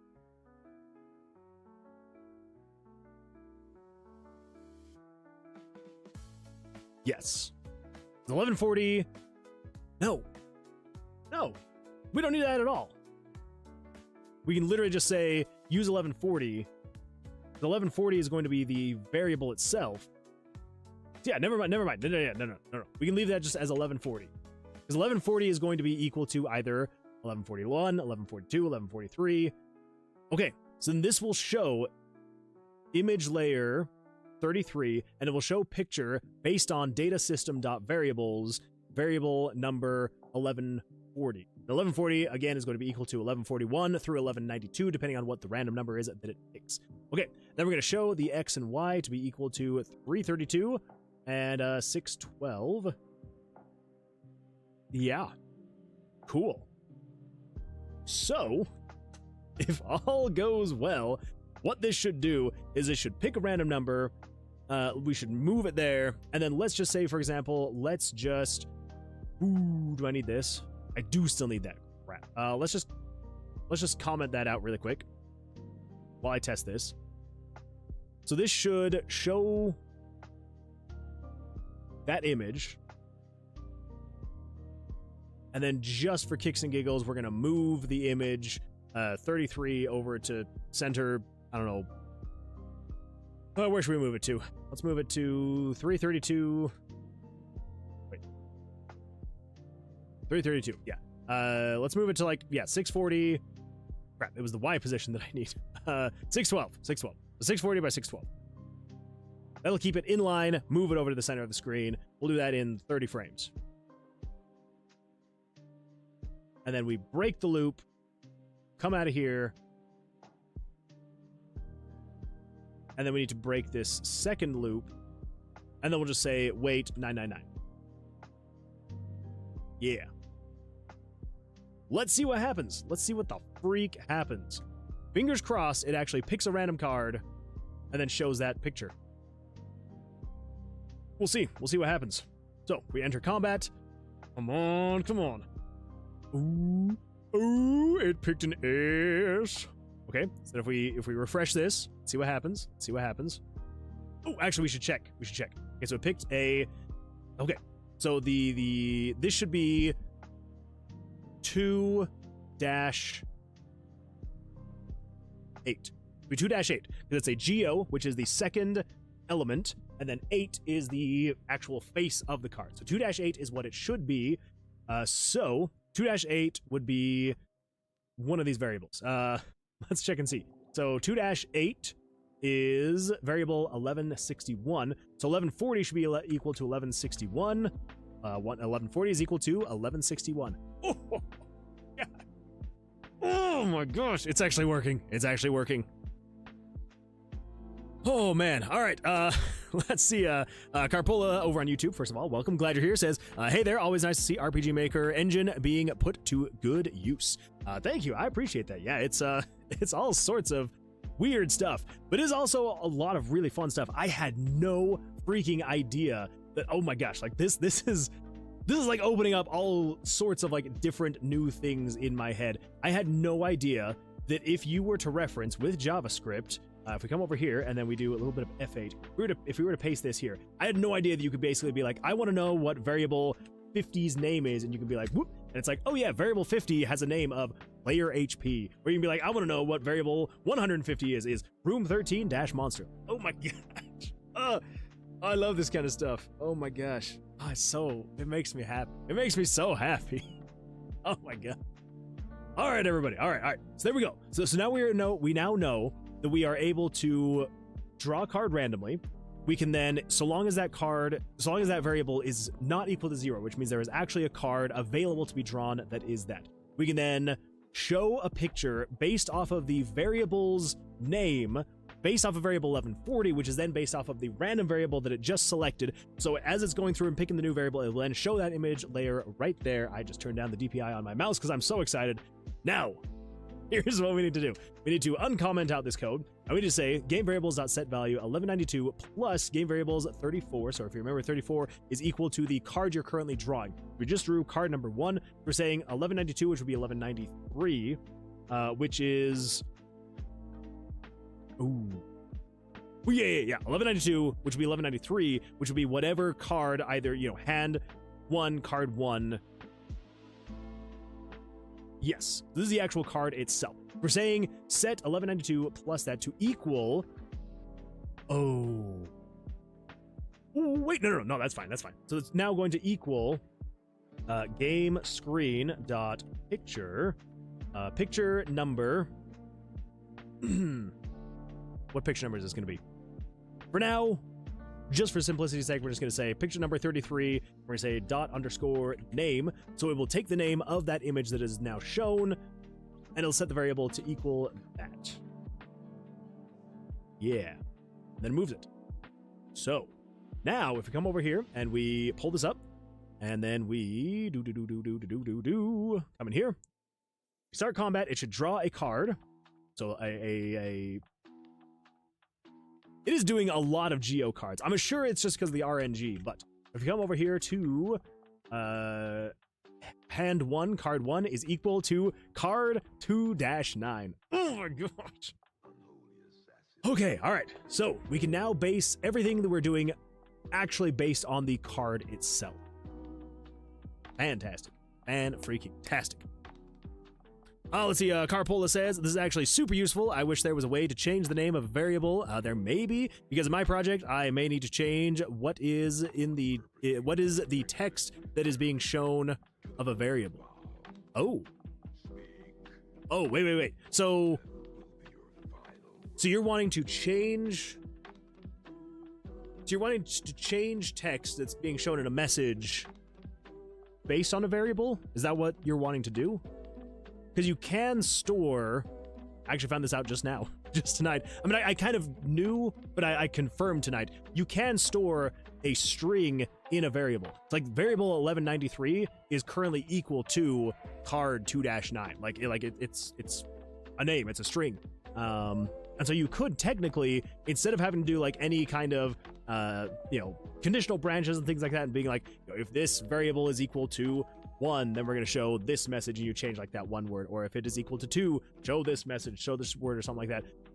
All you would have to do at that point is you could say, show text, and you could be like, you could literally just be like, variable 1, and then you could then set that variable by, being like a script call. You could be like a game variables dot set value variable 1 to equal something like hello, and then you show it, and then you can change that to then be like goodbye,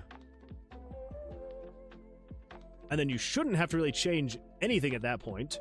Then we can just say we're just gonna wait for like 120 frames, and yeah, then we should be able to come in here, and it would just say something like this. So if we wait, it'll pop up the message and be like hello, and then it changes it via a variable goodbye. And so that way, you should be able to store whatever variable name you have going on in the variable itself without having to be like, okay, yeah. So say, for example, if, conditional branch, if this variable is equal to 1, that means I want you to then say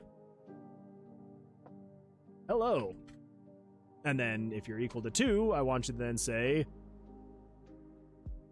goodbye. Yeah. Hopefully that's useful. Anyway, yeah, good times, good stuff, good things. Yeah, super fun stuff. As much as I hate JavaScript, I love JavaScript. It unlocks so much that you can do in RPG Maker when you have JavaScript. I love it so much. I hate it, but I love it, which I know is just weird. Okay. So, just because I want to make sure, is this going to draw a card that is not a Geo card? Like, it's going to drive me crazy if this next one's a Geo card. It's got to draw another one, right? Okay, all right. Oof. I was like, there's no way. It should be randomly selecting from all of the cards in the deck, which it does. All right, cool. Yeah, definitely useful, and yeah, having JavaScript calls helps a lot. Thanks for the demonstration. Yeah, of course. I did not mean to, because I'm sure that you probably know a lot more than me. So I hope that like me showing was not like came across as condescending. I was definitely not. So hopefully it did not come across like that. Yeah, I think I was just like really excited in the moment of me being like, wait a minute, I can do all these things. So yeah, but yeah, it's good times. But yeah, so you're working on a game. Do you have anything that you would like to share? Would absolutely love to hear if you've got any links or anything like that you want to share too. Whether it's just stuff about the game, screenshots, videos, anything like that. Would love to see it. If not, totally fine. Or if you'd rather not share, that's totally fine as well. But I love seeing what other people are working. Okay, so it has now drawn a couple cards. If we come over here and check, we should see in here, so all of these are ones. Oh wait, we're actually not reducing those yet. Although, why are you 0?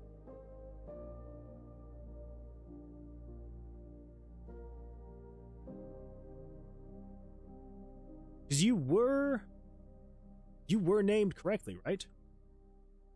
It should be. Yeah, 4-7. Is something else resetting that value? Let's wait. We're just gonna wait for a second. I know it's a very long wait time, but I just want to see, because it was named 4-7, and then when it disappears, that goes away for some reason. And then we now have card 1-2. Is there something overriding that variable? Hard to draw. 1140.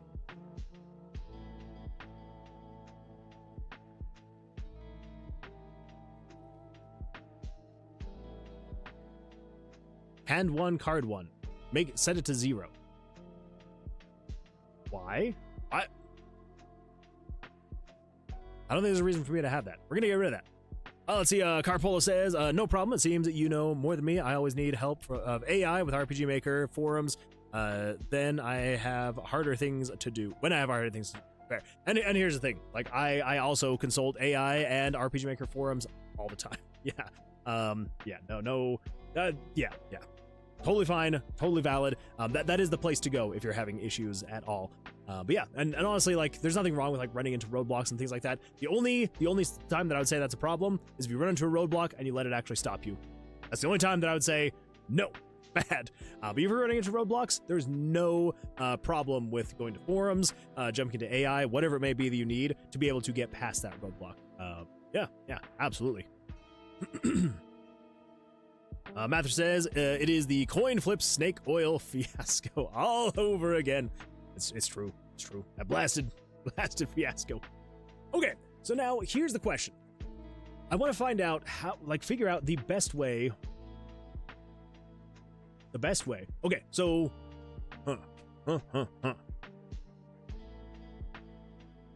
We're gonna go back. We're not going back. We're not going back. I wanna do this. I wanna say we're gonna show image layer 100 plus game variables dot value.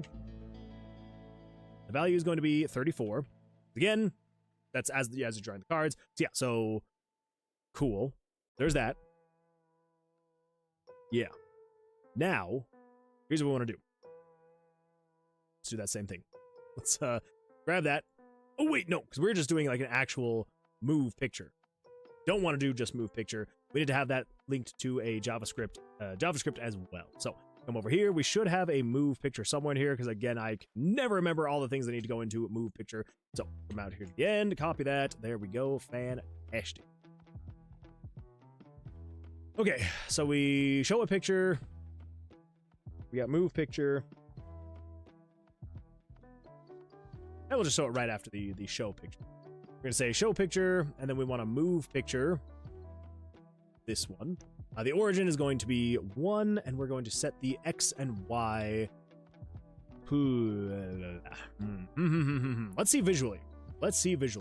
I like the idea of having them centered. It's going to be a lot of extra work, but I really like the idea of having them being centered. Thank you for that. Also, Chess, welcome. I'm glad you're here. How's your day going? So yeah, so essentially I want it to move to, let's just say, just to keep things simple, we're say I want you to go to 640, because 640 is centered there, and then the Y position needs to be 584. 584. And then 100. Yeah, move it in like, what is that? 30 frames? We'll move it in 20 frames. And they're going to break the loop, and then I don't want you to break the loop again. Not yet. We're going to say conditional branch when variable 34 is greater than or equal to, let's just draw like 10 cards.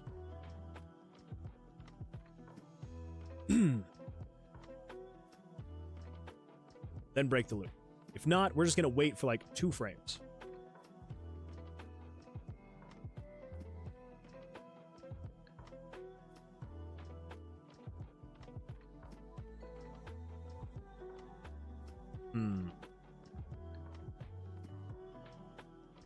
I mean, that's gonna draw a whole bunch of cards. It's gonna look a little janky. You know, if we go like this, it's gonna be like, ah, crap. Dang it.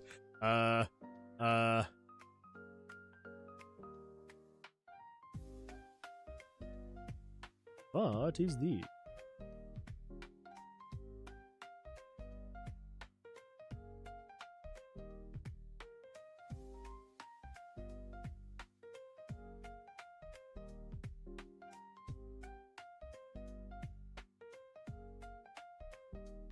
What?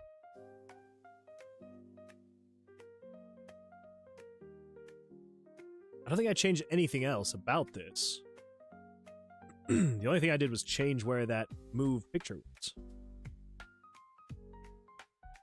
Crap. What did I do? What did I do?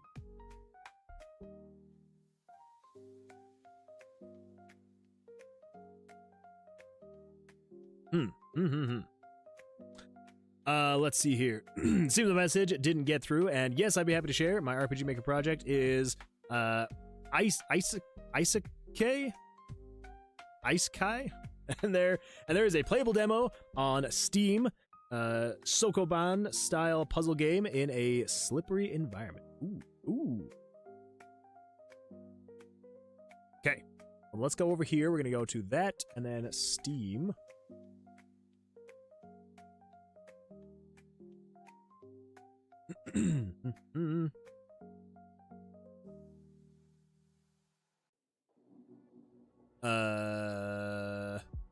Wait.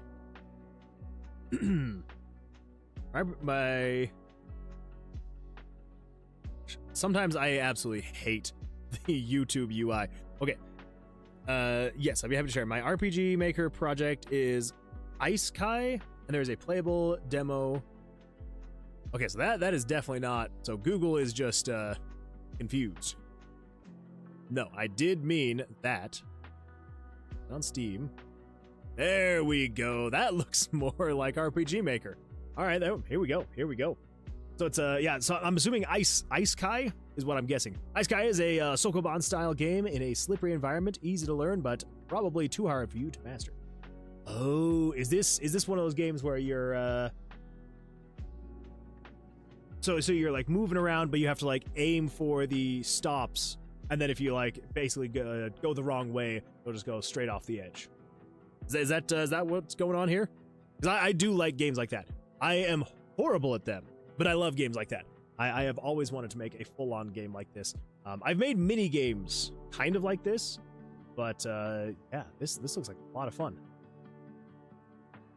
So this was actually years ago. I don't know if anyone here is familiar with a game called Chips Challenge. It was an old DOS game. It's like back from like, it's like the 80s or something. It may have been like Windows 3.1, maybe 95. No, I'm pretty sure it was a DOS game. Anyway, so yeah, very old game. And there's a mechanic in there. So obviously, you're just kind of like moving around. It's like a top-down puzzle game. You're like moving around just like one space at a time. But they have these ice sections where as soon as you touch them, you just shoot straight across the ice. And you have to like, as you're doing the puzzle, you got to aim for either things to stop you, and then you can like go in a different direction, or some of them also have like little booster arrows, like send you flying in one way or the other. And so like sometimes it was a lot of fun because you would like finally get to the end of it, and then you would like then hit the booster, and then they would have like some cool way to just like shoot you all over the map, and then would find it was a lot of fun.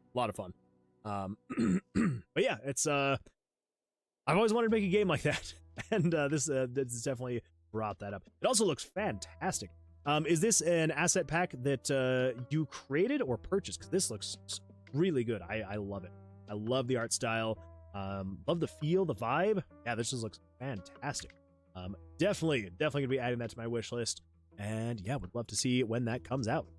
Yeah, very well done. Very well done. Yeah, anybody, if you have not, if you want to pull that up, get that wish listed. It looks great. I am very excited when that is out. Yeah, thank you for sharing. I appreciate that.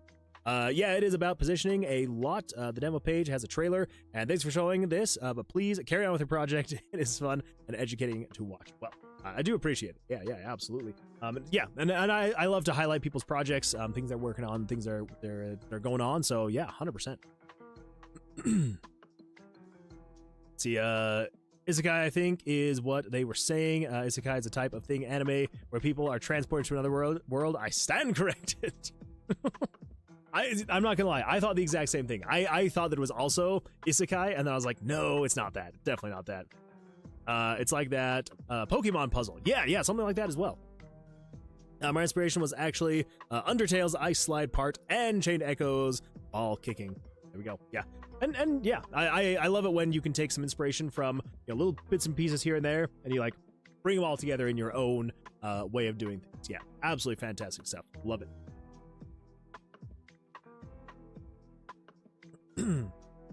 Okay, so why is this thing airing out?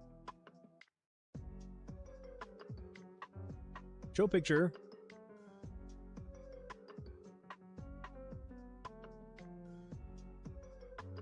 As far as I know, that should all be correct.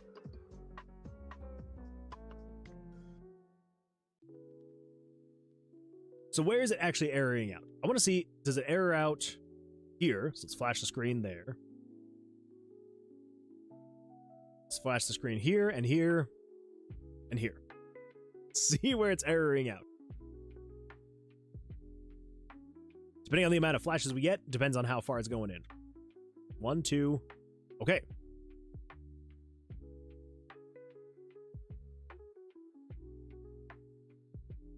Wait, so we got 1, 2.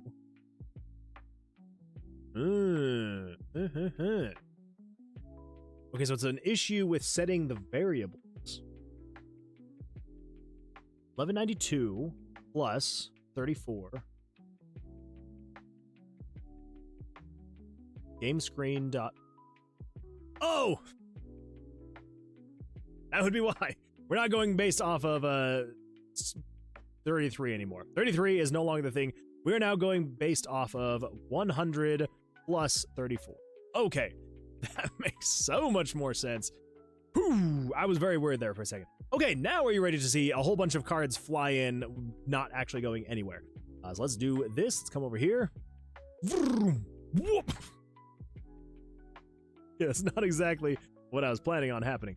We need to change you to be 255. You to be 255. We don't want them just fading out. That's not what we want. We don't want them to fade out. All right. Now let's do this.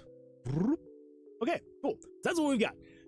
But again, we do not want all the cards just stacked on top of each other. Not exactly the best thing to do in the world. So how are we going to have this thing work? Again, I kind of want to have them centered, but then I have to worry about moving the cards every single time you draw something, which is not ideal.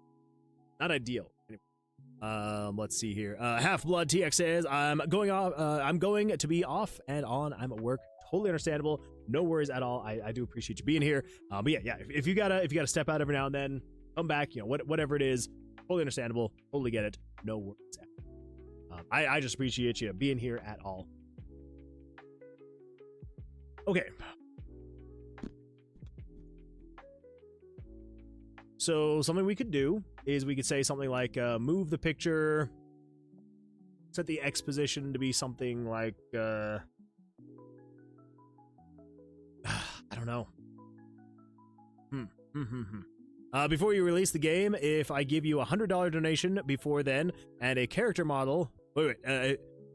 Okay, so before you release the game, if I give you a $100 donation before then and a character model, specifically an enemy with a musical background to come with it, would you use it in game?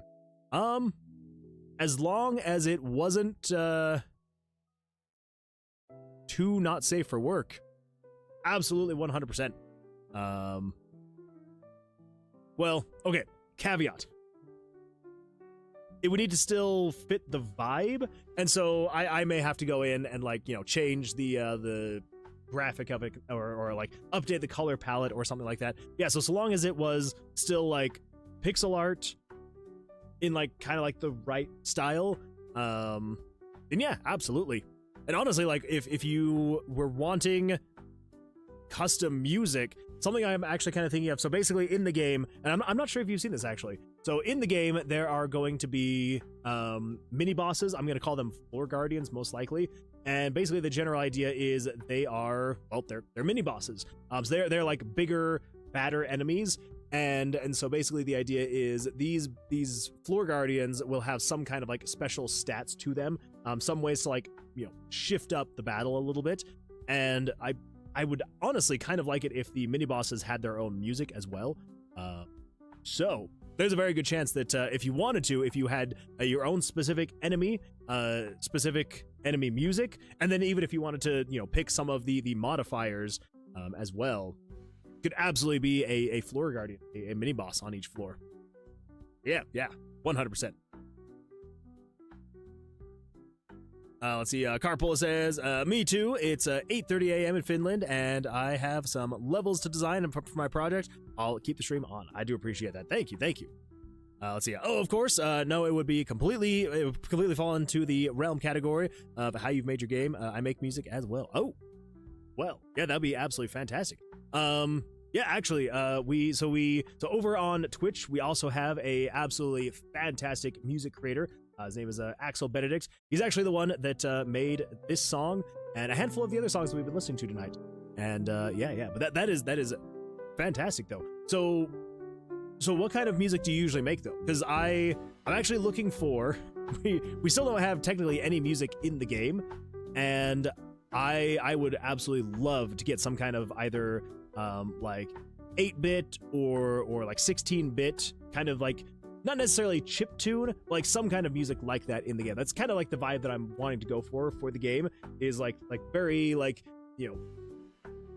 NES, or probably not like Super Nintendo, like the original like NES, maybe not quite as far back as like Commodore 64 or like the old Ataris or stuff like that, but something like around that time frame, late 80s, early 90s, that kind of like chiptune-y kind of music, I just started working with some retro music, 8-bit and 24. Well, there we go. Yeah, that is the exact kind of music that I would be wanting in the game. So yeah, so I mean, if you were to make a song in like an 8-bit or like a 24-bit kind of style, then yeah, absolutely 100% would love to have something like that. Mather says, I just had a funny idea for a really rare perk card, a very rare chance for it to happen where you get made and perform the all-powerful 52 pickup. There we go. Yeah, just draw all 52 cards at once. We could call it the plus ultra. We could call it the all might, the one for all. If anyone's seen My Hero Academia, you'll get the references. Yeah, there we go. That would be a lot of fun, actually, Mathra. I forgot how much going back on videos and making clips takes so much time that it is a very long process. Trust me, I know. I could use a third party to do it for me, but I like putting in the work. Same, yeah. I know that there are like AI programs out there where you can just like basically feed it a live stream and be like, hey, just like pick clips out of this live stream, and it will go through and it'll like timestamp things and it'll grab the videos. But yeah, I like the idea of like actually putting in the time, the effort, yeah, and just hoping that it actually works out. And if nothing else, like you can be like, well, I made it, so like, whether it works or not, I made it. I had a good time doing it. Versus like you just throw it into like some AI program. It's like, here's 20 shorts from your stream, and it's like, it's just a bunch of garbage. So I don't know, just throw the deck at them. Exactly. Okay, so. Oh, that's right. I was coming in here to show the mini bosses. But yeah. So basically, yeah, there'll be mini bosses in the game, and yeah, they'll have their own, hopefully, like theme musics, basic different ways to like switch up battle, like your different debuffs for the player, maybe buffs for them, and things like that. Yeah. Yeah, if you got an email on your channel, I'll get a few drafted songs and see how you like it. Yeah, 100% would absolutely love that. We also do have a Discord if you wanted to join the Discord, and if you wanted to message me on there, yeah, whatever works for you. But yeah, I'm pretty sure I have my email listed on my YouTube channel. I do also have the Discord. Oh my gosh, I am so okay. I 100% need to make more RPG Maker tips and tricks shorts, because like just really quick, like Moonman has been super chatted up by Carpoya. I'd also be interested getting a char to your game. Oh my gosh, thank you so much. I appreciate that. Yeah, thank you. Yeah, any little bit helps in going towards the stream, the game, and yeah, I appreciate your support. Thank you. You do not have to do that, but I do appreciate that. Thank you. Yeah, I'd also be interested getting a character. Wait. Yeah, a character to your game. Absolutely, 100%. Yeah, but thank you. I do appreciate that. Thank you. I also am still very confused why I cannot like the super chat, but I can heart the super chat. There we go. It has been hearted. We'll continue with email or something. That's fair. Anyway, yeah, so just really quickly, don't mean to like detract too much. I need to make more of these like map making tutorial shorts, because this thing has gone absolutely haywire. Like I mean, it still is not quite where my previous top short is. It's still at like 250,000 views, but the fact that this short that I uploaded literally just like not even a full week ago is just absolutely haywire to me. Like, oh my gosh, like it's blowing my mind how many people are watching it. And I know maybe that's not like the most exciting thing in the world, but like to me, I'm just like, what is happening here? Like it's insane. Like look at that. Like it was just like, yeah, whatever for the first, yeah, like 8 hours. Yeah, the first like day, I was like, okay, like it performed about average to like most of my shorts. Got a couple thousand views. All right, yep, that's fine. That's average, whatever. You know, typical for this period is about 1.5 to 2.5 thousand views, and I'm like, okay, cool, like that's great. I'm glad that it performed about as normal as it would have. And then you know, kind of kept getting more and more, and like, you know, the first 2 days, I'm like, oh my gosh, it's at 7,500. Like that's crazy. Like that makes me so happy. And literally within 5 days, like not even a full week, it's like 160. I'm just like, it's insane. So yeah, I need to make more of these, because I was not expecting this at all, and it is just blowing my mind. And I did not think it was possible, but if I can have one more short like that before the end of the year, we could maybe fingers crossed hit 3,000 subscribers before the end of 2025, which would be insane considering that like my channel is almost 1 year old. And I'm like, oh my god, if we hit 3,000 before the end of the year, I mean, I'm already very happy, but I would be even more happy. So anyway, yeah, sorry, that was just a random tangent there. Anyway, so yes, so the links. Yeah, so we do have, okay, so I don't have my email for some reason. I should probably get that. Probably get that listed. Anyway, yeah, so any and all places, yeah, so it's like Discord, yeah, I guess it's really just Discord. Yeah, I should probably link my email somewhere in here so that you can actually see. Anyway, yeah, continue with email or something. Fair. But yeah, so also interested in getting a character to the game. Yeah, absolutely, 100%. And yeah, I want to try and get as many like people who want to be in the game in some way, shape, or form.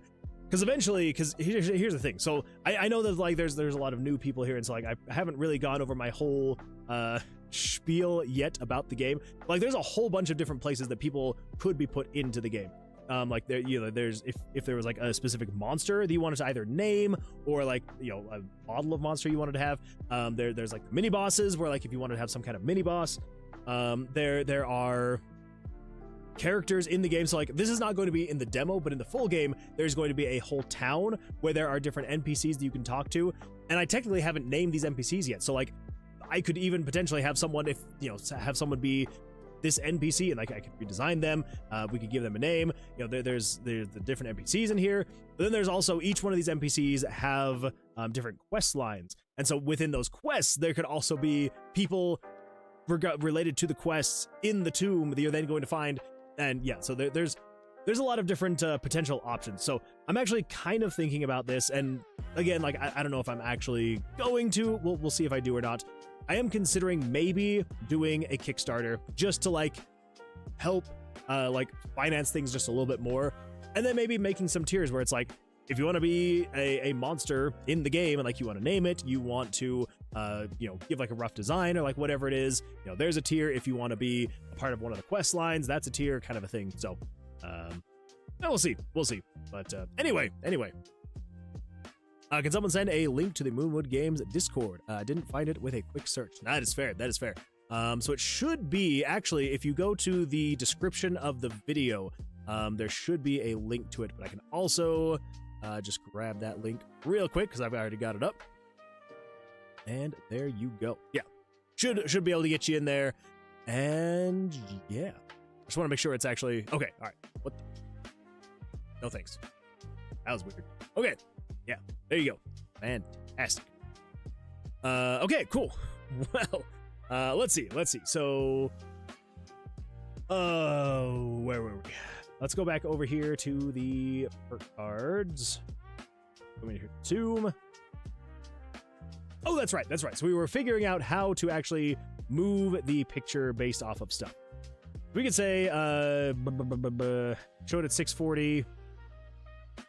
Let's do like 440 plus game variables dot value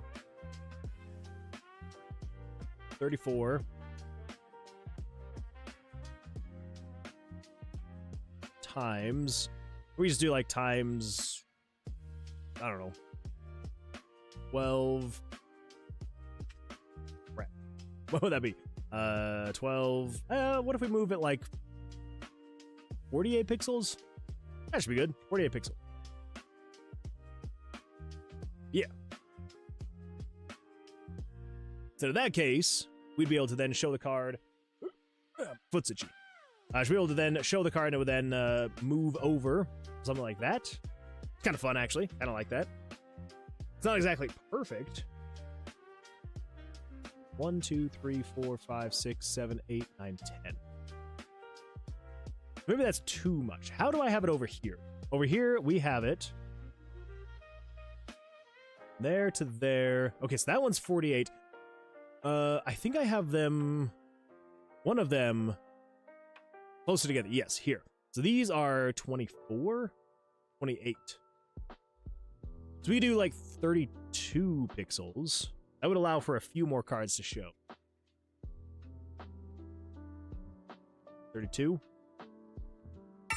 Thanks for the follow, Drake High Winter. Drake High Winter, thank you so much for the follow. I do appreciate that. Thank you. Hopefully you're having a good evening so far. Oh my goodness, do you know what else we just hit? Yeah. We reached our followers goal of 390. Thank you everyone. Thank you everybody. I appreciate that. Thank you. Yeah, I appreciate that. Thank you everyone for following. That is crazy that we've hit 390 followers on Twitch. So thank you. I appreciate that. Saw you streaming on YouTube. Yeah, I over on YouTube and over here on Twitch. So whichever platform you prefer. If you prefer YouTube, I'm over there. But if you prefer Twitch, I'm over here as well. So I like how I'm deferring here and there, as if you're over on YouTube, you don't feel like you're here, and Twitch is there, but Twitch is here and YouTube is there. Good times. Good times. Let's see here. You can throw a deck at them. Now you can make a tutorial about storing variables. That's true. I could do that. I almost feel like that's a little bit more niche though, because I already made a short on how to show, showing how to set like a rotation angle of a picture, and that has like done decently. I think it's like 16,000 views, which is fantastic. But I feel like storing the name of a variable inside of another variable is even more niche than showing how to rotate a picture in RPG Maker. Set a rotation angle. So, let's see here. Nick says, well, hello again, friend. Welcome, Nick. Glad you're here. How's it going? Hopefully life's going well for you. Arthur says, gasp, Moon. Can I be a tavern keeper in town? After all, I lost my ale-soaked gauntlet in the dungeon trying to be an adventurer. Ooh, I actually do really like that, Mathra. We'll see. you've got first dibs unless I do go the route of the potential Kickstarter, because then I gotta have some kind of rewards. But we'll see. Because again, I'm still up in the air about the Kickstarter anyway. I don't know if it would be worth asking people for money, because it's like I'm already making the game, and unless I could somehow ask for enough money to completely like make it so I could quit my job and work full time on this, which to be fair, like that would be a ridiculous goal, and I just don't think that anyone's gonna want to put that much money toward a game like this to be able to do something like that. So I don't know. We'll see. Let's see though. Back from Laglandia. I'm glad you're back from Laglandia. That is fair. Second dibs. Oh, second dibs. Absolutely. You got second dibs. Yeah, but to be fair though, we will also have, because in the tavern is actually going to be the place, because so the inn is going to have, you know, the innkeeper, obviously. The Mages Guild is going to have the head mage. The church is going to have the church person, and then the tavern itself is going to have one NPC that is like always there. She will always be the same person. But then the tavern, what I want to do there is I kind of want to have NPCs that swap in and out. And so if nothing else, we could also do some kind of Mathra, where Mathra is a temporary NPC that is basically, it's just RNG, it's random, and if you happen to find Mathra, then Mathra will be the one that would basically say, I've lost my ale-soaked gauntlet in the tomb, I don't want to go back in there, you know, I don't want to die, can you, if you find it in there, please bring it back to me, and I'll give you a reward or something. And then the reward would be unlocking a perk card or something. So we could absolutely do that. Absolutely, we could. Actually, kind of really like that idea. I don't know. We'll see what happens. Okay, so, let's see here. So we're gonna show the images, and this is where I'm just like, I'm trying to decide.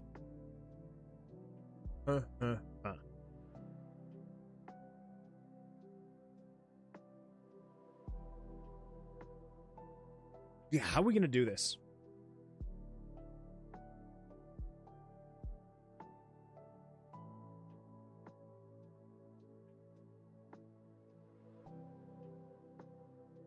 If we start...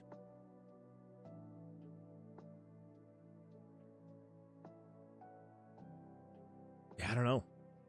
I honestly don't know how I'm going to figure this out.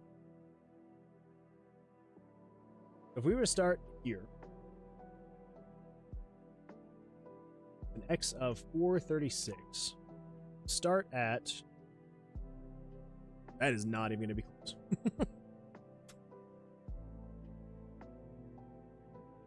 Wait a minute, what? Oh, okay. Yeah, 436. Really? What? Hold up. No. That should technically be lining up with the button. I don't think, Oh, that's... Okay, alright. I was like, it seemed way off from there. Yes, it is, not 436.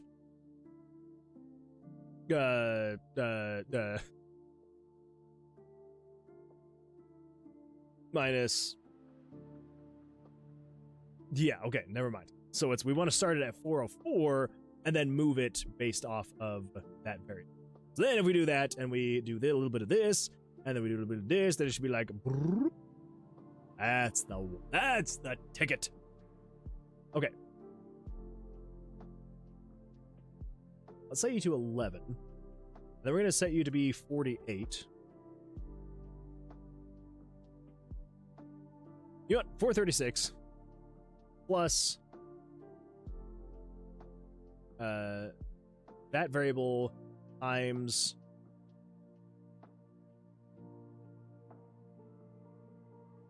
parentheses that variable minus 1 times 48. Okay. Yeah. Now that should put it in the starting point.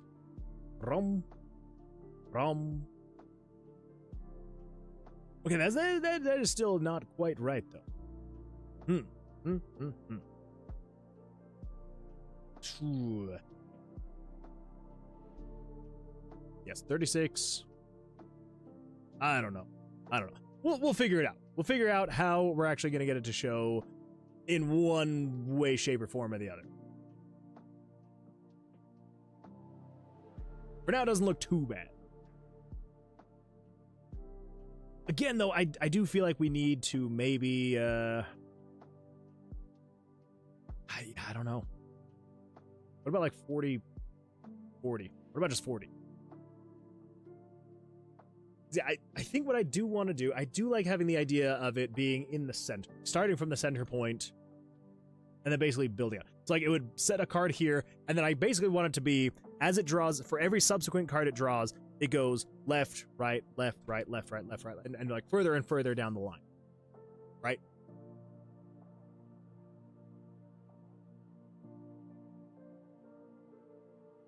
It's just gonna keep drawing infinitely. Yay for loops. I love loops. Loops are great. Good old Fruit Loops.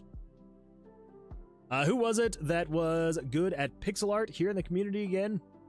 There's a lot of people. There's a lot of people who are good at pixel art. I'm looking at one right now. But I mean like the person who recently posted some pictures in the Discord, because that was Proto. Proto posted some amazing pixel art in Discord recently. But yeah, I mean honestly, like there's been a lot of like pixel art that has been submitted recently. The most recent one I believe was Proto. Submitted like a couple of scenes in the Discord, and they looked really good.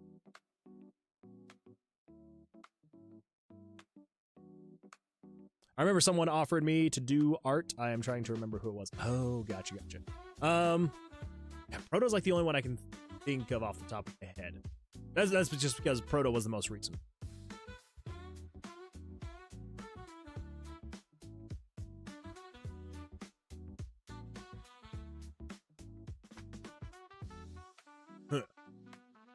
Yep, it looks awesome. Proto stuff? Agreed. So...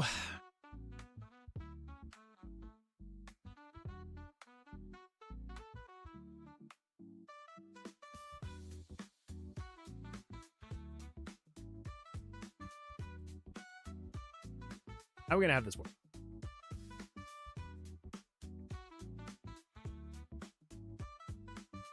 Oh my god.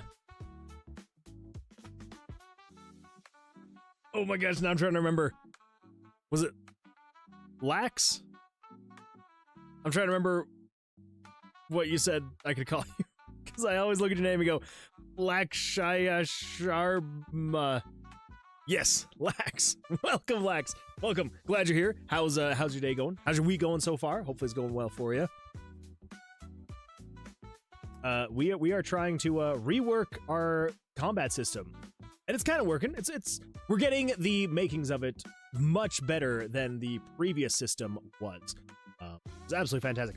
I just love that we can come in here and I can be like, all right, so card, like which card would it be? Okay, yeah. So card number 1 is card 4-12, 4-9, 4-4, 4-11, 1-6.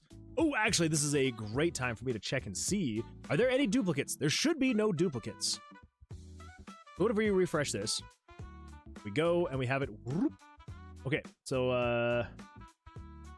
yeah, I'm not seeing any duplicates, which is fantastic. Yeah, I am so happy that we could actually, with such little effort too. Like, it's crazy how much more you can do. Because, like, this should be able to be reused basically across the board. Which, this right here is basically the equivalent of this right here. All of this is the equivalent of this. And it's all just thanks to JavaScript and loops. Like, that's literally all it is. So it's fantastic. Absolutely fantastic. Now, how are we actually going to show? Because, like, like, I want to show the cards centered. Okay, so if we're gonna do that, let's just say we show the cards centered. We have the card just go right here. So it's gonna go to 640. 640 is the X position that it's going to. What time is it in your place? It is, oh my gosh, it is almost midnight. It is 11:59 p.m. Oh, it is late. Wow. I thought we were gonna make way more progress than we did. Oh my gosh. Well, okay, all right. Keep going. Oh, don't worry. I'm going to 12:30. I'm going to 12:30. That is no worries there. We are definitely going to keep going. I want to see if I can get a potential good way to actually have it show. So basically my thought is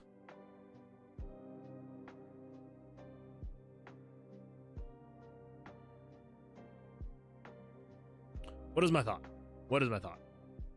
Of getting a 100 row complex conditional branch code into just a few rows and have it work just as well, if not better, is definitely rewarding. It is very okay. So here's the thing: there's still a couple things missing from this that is missing from that is here in this, but it's very little. It is very little that is there versus, and this is technically even less efficient. I mean, obviously code way less efficient, but like everything here was not even technically taking into account everything that this one is taking into account, because this is actually setting a finite amount of face cards and suits. So like it is an actual proper 52 card deck, whereas the other one was not. The only things that it was checking for was it was checking to make sure that card number was still available. So there were technically only 4 2s, 4 3s, 4 4s, but it wasn't saying there is 1 2 of hearts, there's 1 2 of clubs, there's 1 2 of diamonds. It didn't take that into account. So you could literally draw, 5 or 4 2 of hearts in a single hand, because I just wasn't taking that into consideration. So, yeah.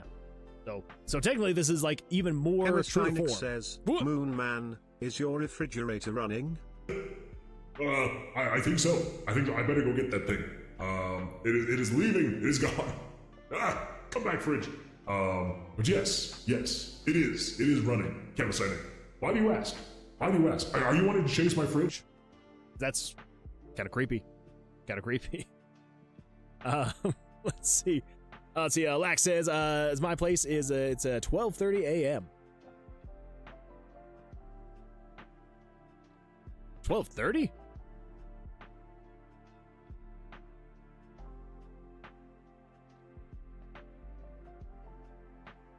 Are there time zones that go in half-hour increment changes?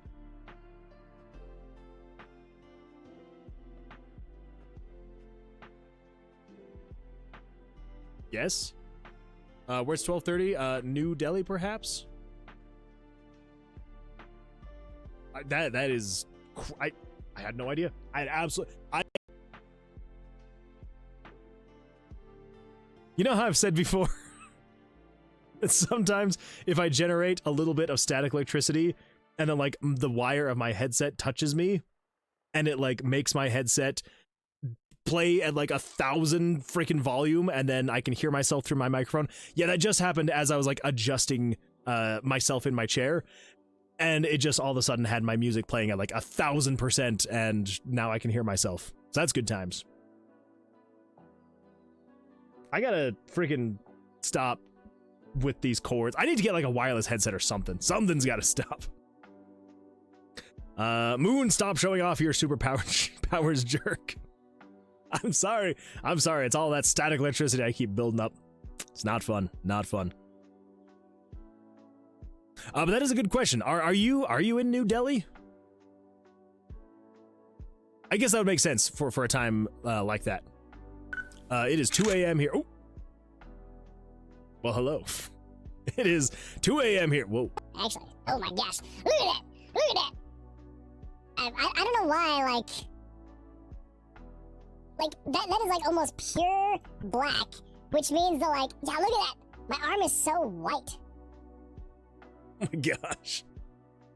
That's I mean, true. It's like the exposure of the camera, but like, yeah. I need to go outside more often. I need to start calling you El Zappo. I'd go for that. I'd go for that. Hacker skills. I know. The less color you have in your skin, I suppose, if you are, you know, of European descent, that just means you stay inside way too much, and you need to get outside a little bit more, like myself. Like, the fact that, like, my underarm looks like that. And, like, yeah, there's a light there, but even without that light, like, you can see it's not good. It's not good. I need to get outside. Stop flexing your rights, Moonman. It's not a right. It's a curse sometimes. Although, to be fair, I do have very freckly arms. I know you probably can't see it on the camera, but like, look at all those freckles. Look at all those freckles. I'm a very freckly person. My mom has somewhat red hair, and instead of me getting red hair, I just got freckles. So, you know, I got the best of that. Carpola, do not hack me. Yeah, don't hack. No hacking. Don't do it. Okay, so I'm trying to think of the best way to do this.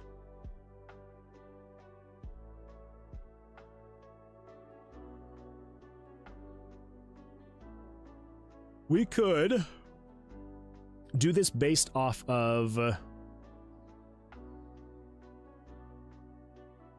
we could do it based off of maybe evens and odds? JavaScript, check if a number is even or odd. I'm assuming you can do that, right?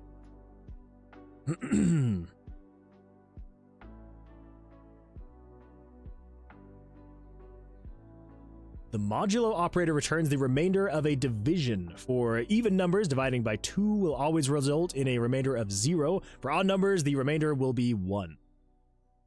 Oh.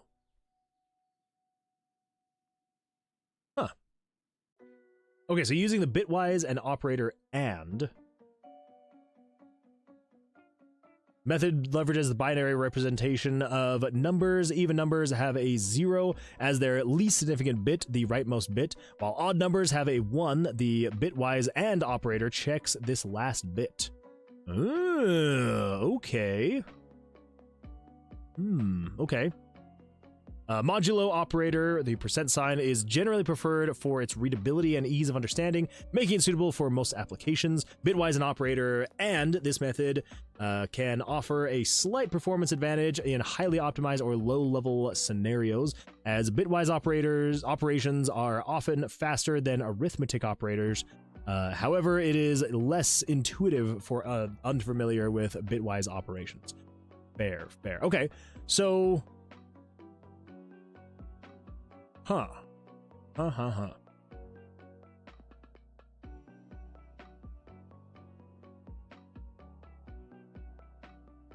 Interesting. So, I'm blue, dabba-dee-dabba-die. Stop flexing your rights. Well, I'm going. Bye-bye. Kevin Nick, I appreciate you being here. Thank you so much. And yeah, hopefully have an absolutely fantastic rest of your week, and we'll see you hopefully on the next stream. Fingers crossed. I also really need to fix this. I gotta open up control panel. Sound, recordings, Yeti, properties, listen, check. Cool, I can hear myself. Uncheck, apply. There we go. Oh my gosh. I don't understand why that little bit of static electricity can just like make things go so crazy. But it does. It really does. Okay, so we could do something along the lines of, we could move pictures left or right. I don't think I want that, though.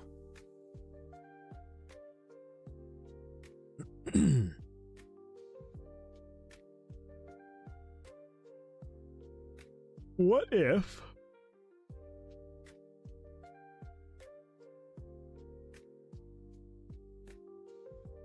What else could we do? What other options do we have? So if we move the first image here to the center.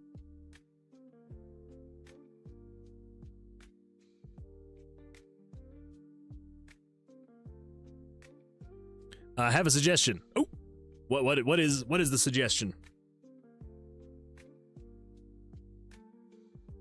Then the idea would be,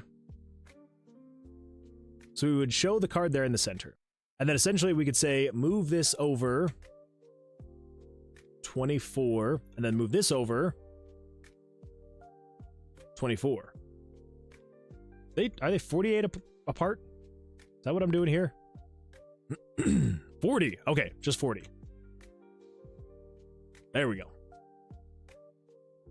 1, 2, 3, 4. 1, 2, 3, 4. Okay. But then we still need to take into account and just kind of see how are we going to move. Well, but then if we run into issues of like, yeah, because then when you're swapping cards in and out, that's going to involve a whole other mess of moving things around.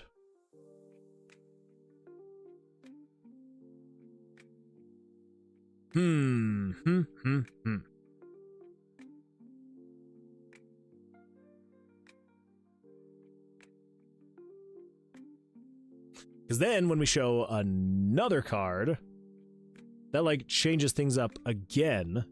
Because then you would need to be shown. Then you and you would need to be 20 that way, and then you would need to be 20 that. No.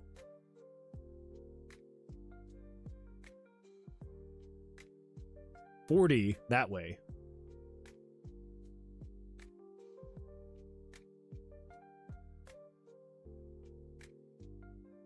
And that's still centered, right? Roughly, yeah. 180. 180, okay. I don't know. I don't know if I can make this work in a reasonable way. Mather says, Moon cannot handle hearing his own yapping. I can stand it, I swear, I can stand it. The problem is that it's because, so I have like open back headphones, right? So like I can hear everything that I'm saying whether I have them on or not. But the problem is that when it's coming through here, there's like just the slightest delay, just like a tiny itty bitty delay. And so as I'm trying to talk, if I can hear myself through my headset, it's almost like this weird echo. I don't know, it's weird. It's weird. Add features where the players can customize their cards. That has been a thought. The deck building has kind of come into the potential for an option.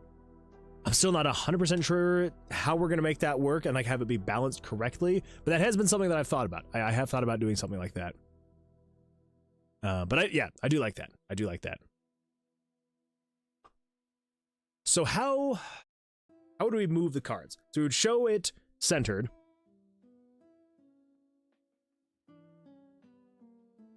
And that's the problem is that like card number 2 would technically move to the right 20 pixels.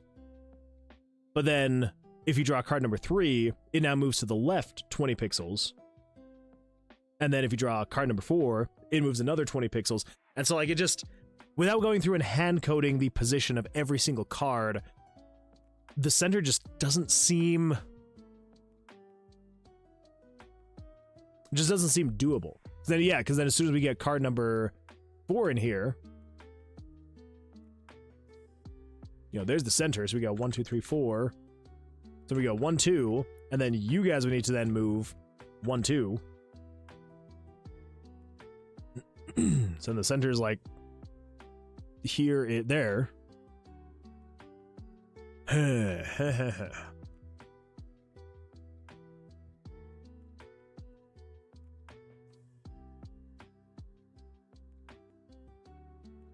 I'm trying to think with the numbers that we have, could it be possible? Because as of right now, the numbers we have, we've got the cards drawn.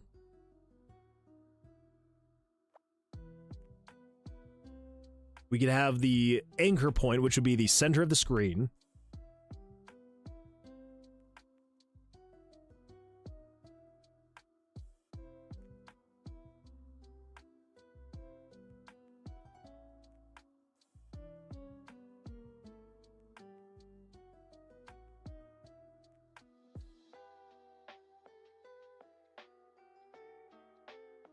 Yeah.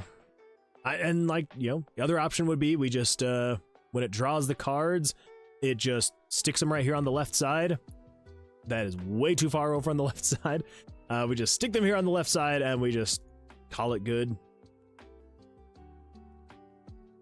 What was it again? 404? Is that what it was? 404? I think it was 404. Whoops.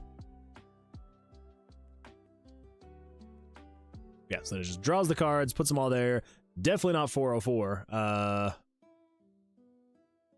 What would that have been?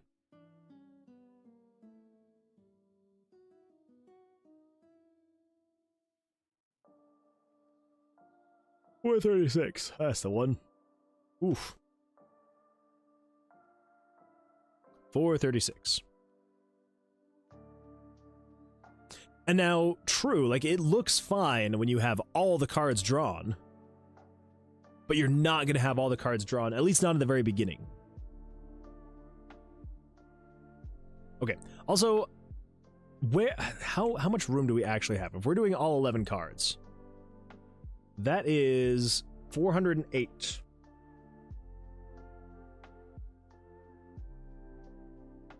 So what would that be? So that'd be 408 divided by 11?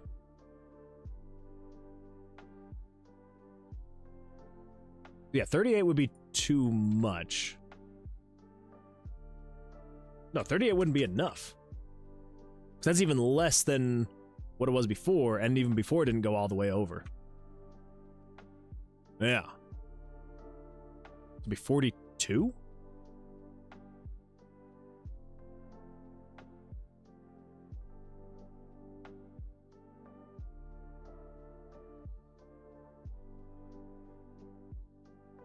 Nope, nope. Okay. I guess there's not a good way to show it. So, man, we could go with a very weird in-between there, but I don't think we want to do that. 1, 2, 3, 4, 5, 6, 7, 8, 9, 10, 11. Okay, that's 11. Just want to see. Like, copy that. Come over here. New. Is it lining up at all? No, that is off by 2 pixels. That's only slightly aggravating. Only slightly. Is it actually starting at the correct spot? I guess that's the next question. Seems to be. Let's just snip that and see what happens. Copy that. Come over here. Yeah, so starting in the right spot. There's no way, I guess, to get 11 cards to equally distribute across 496 pixels. Guess not. Kind of makes me want to, also have it center then. Skill issue? It really is a skill issue. It really very much so is a skill issue. Huh. Huh.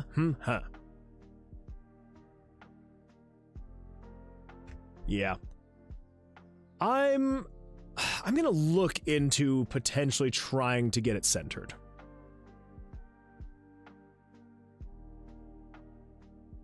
Yeah. There's got to be some way, you know? There's got to be some way to get it to work.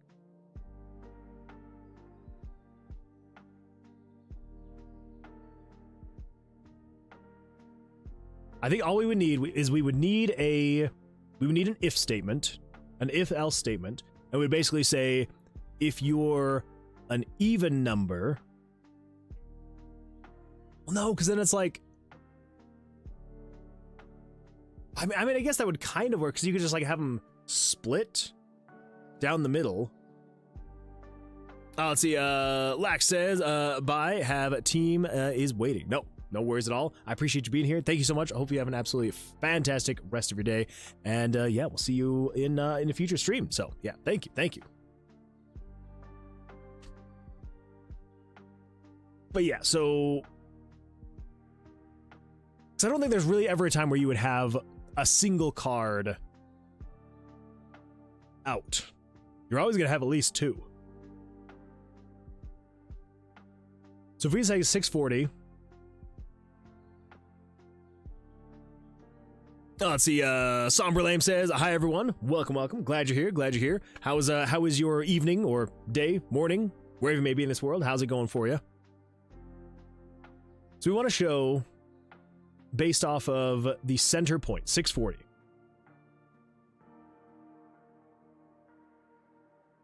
And then if we say 34 minus 1, and then what if we just say, I don't want to, cancel, yes. Come back in here. Here's what we're going to do, actually. Let's copy that. We're going to comment that out. Just because yeah. So I'm going to be making some changes, and I already know that it's going to be great. So let's do 640, and then we're going to say 34 minus that.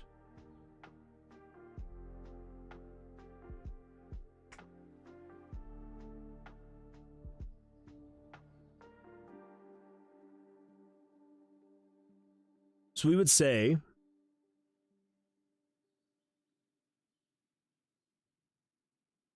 that'd be 0,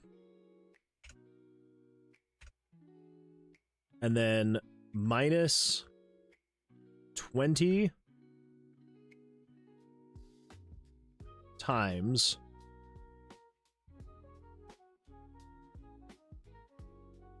this variable.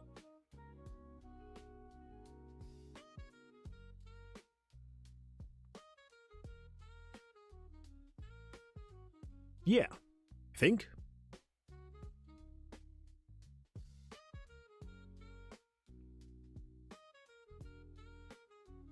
Okay. So showing it centered, and then it moves that way. And then what if we say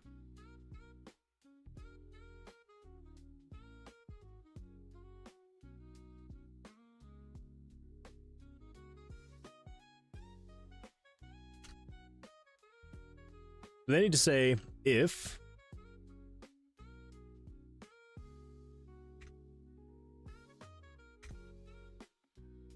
and then we need else if.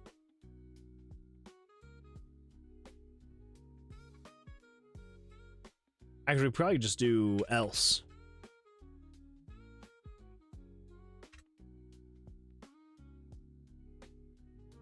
Okay, so if we're gonna say if game variables dot value.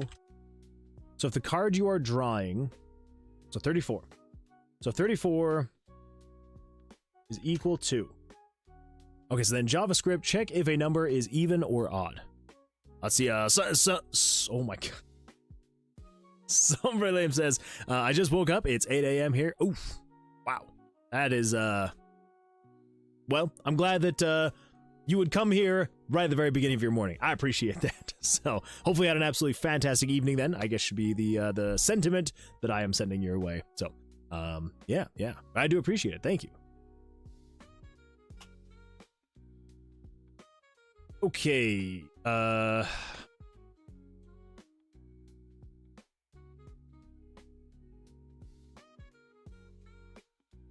So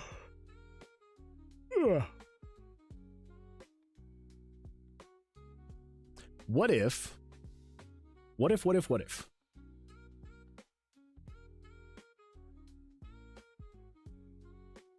Okay, so how am I gonna put that into terms of RPG Maker though?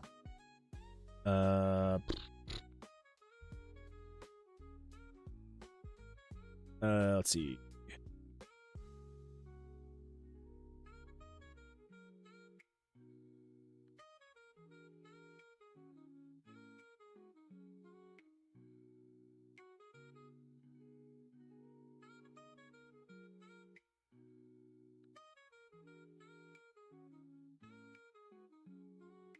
Okay, so basically, we would say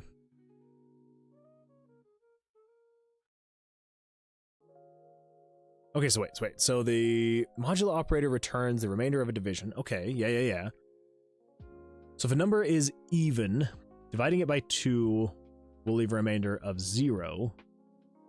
If a number is odd, dividing it by 2 will leave a remainder of 1.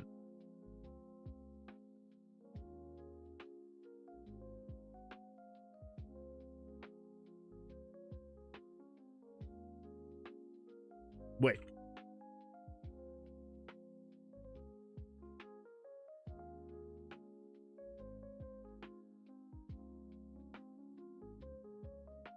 So we want to say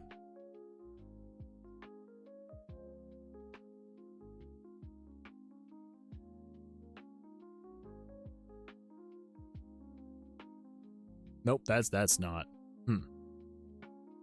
So we would say so the variable equals 10. Then sombre or modulo, no sombre. Modulo 2. This code runs because 10.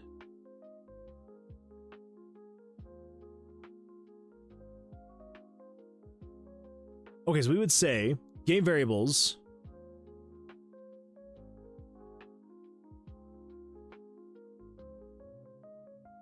two equals 0. So if a number is even, dividing it by 2 will leave a remainder of 0. If it's odd, okay, so this first one. So let's just do this really quickly, just to see. So we're gonna say control variables. We're gonna set variable 34 to be equal to 1. And then we're going to say if game variable is not 34, that. And then we're going to say, let's actually do this just to make it simpler. Initial branch, U. Okay, so we're going to say flash the screen. Sure, we'll flash it white, and then we'll set it to 2. And if you're equal to 1, then flash. Pink.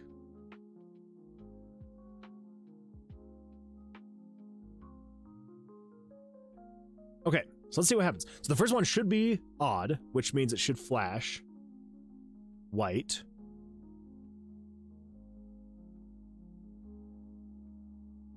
Or not. So what if we reverse that? So if you are equal to 1, or let's just do this. Let's just do, set it to 1. And then that way, if you're equal,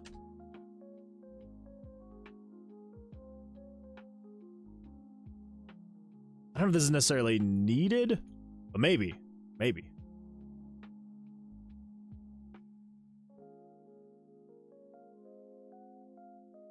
Okay, so 1 is flashing pink, which pink is this one. So 1 is odd, 2 is even. So even would be 0? Maybe. Let's see what happens. Okay. So we got white flashes. Now if we set this to 3, that should switch back to pink.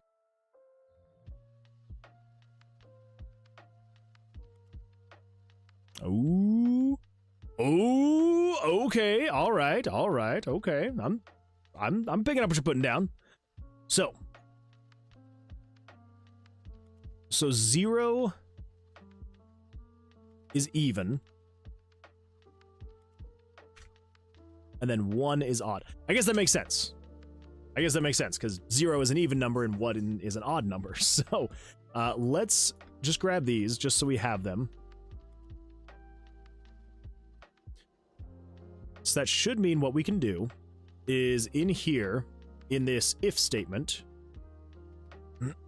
we should be able to say, if 34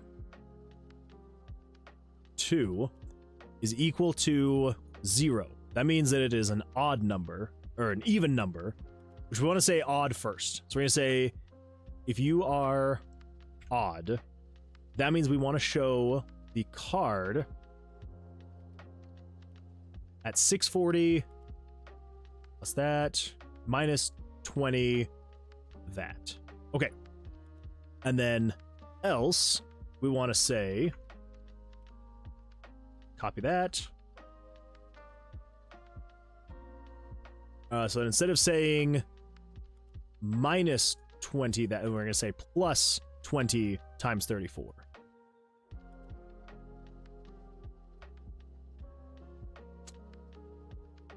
What's going to happen? I don't know. We'll find out. Let's find out together. Let us find out together as a team. As a team. Here we go. Whew, everybody cross your fingers. Let's see what happens. This should center the cards and then move them back and forth depending on evens or odds. And then just kind of have them move out from the center. Let's see what happens. Dang it. Okay. All right. That was my bad. That would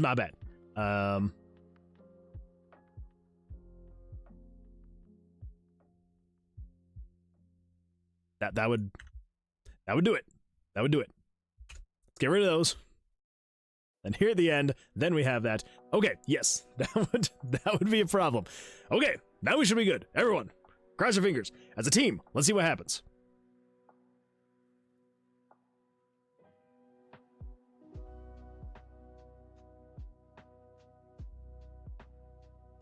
Oof. Okay, all right. Do you really? To be fair, that technically did work. Kind of. In a weird roundabout way, that kind of worked. What if we go 60 and 60, just so I can see like a little bit better of what's going on here. I'm gonna wait for 10. But yeah, technically, that did work.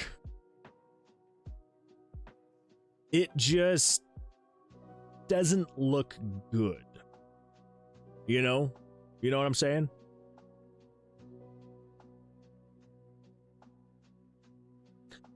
So I think what we need to do is we need to say,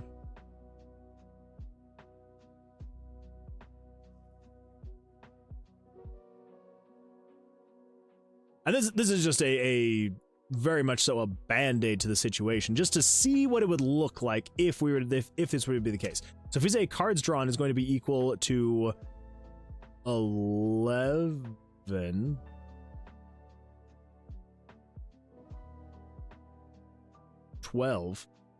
instead of 12.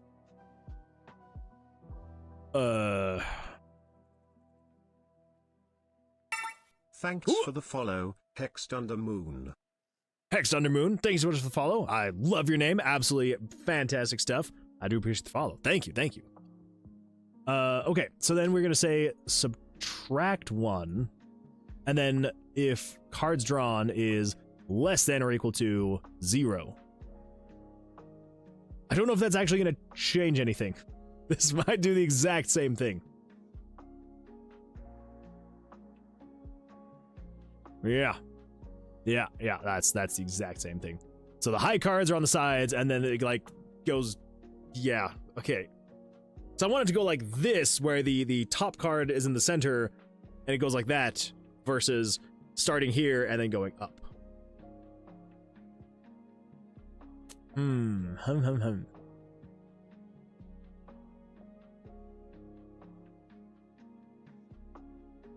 the bright side, we know that it's possible.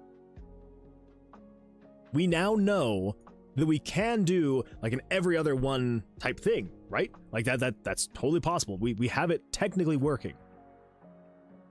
We just need it to be better technically working so that it doesn't do a thing like this where when it draws the cards, because it like technically does start them in the center, but then the X position is the weird one, right? Again, like it's kind of doing this whole, as far as like the Z axis goes, the top cards are technically on the bottom because they're showing first, and then it goes up and out. I'm gonna be thinking about this and seeing what we could potentially do. So I'm sure there's got to be something. There's got to be something we can do here. I don't know what it's gonna be, but hey, we're technically closer than I was anticipating. So there's that at least. And honestly, like if we come over here and we just do 2, and we do this, like that should look fine, right? It'll go like this. It's a little off center.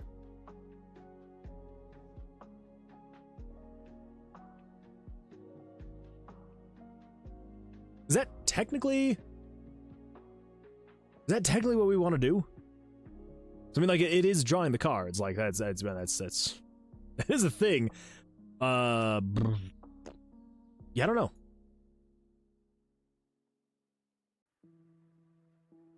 This is gonna look weird. Just gonna like constantly drawing the cards. Yeah.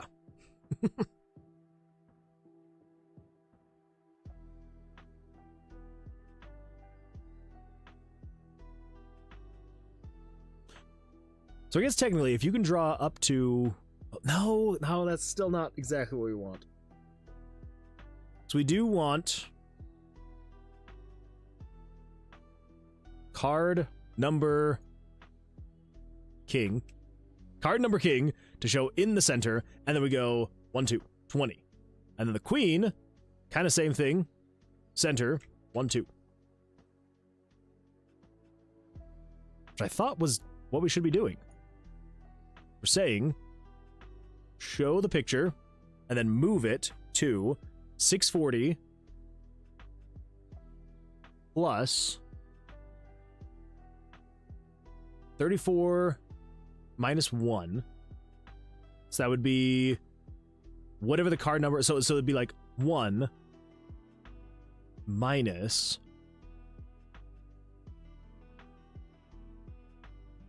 So maybe, do we even need this here anymore? So we basically just want to say, move the image to 640, which is the center point, and then plus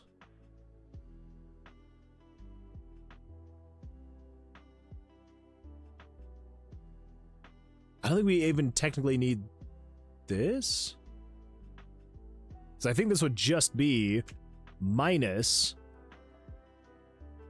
20 times 34, which would be 1, and so it would move over to the left 20. And then this guy here, you would say plus 20 times 34. Maybe. Let's see what happens there. So it should draw the cards. It should look more centered. Dang it. Got to get rid of, forgot to get rid of some of the parentheses after that. Okay, so we've got 1, 2, 1, 2, 3, 2, 1, 0. Oh yeah, did I get... Yeah, because we've got 1, 2, 1, 2, 3, 2, 1, 0. Okay, so I need to get rid of one of you then. Okay. Yes. Okay, so it should center the cards. It's close, but it's still not quite. Why is that not...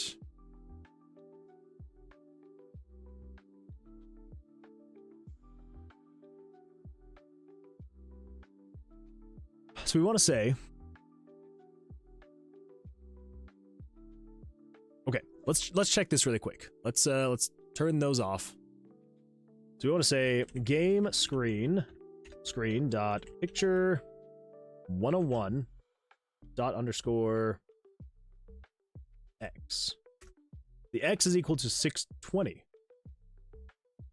So it is in the right spot, but that does not look centered.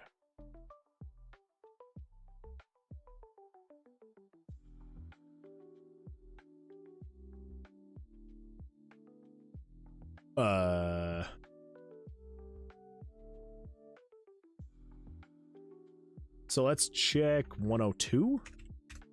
You're at 680. Be 640.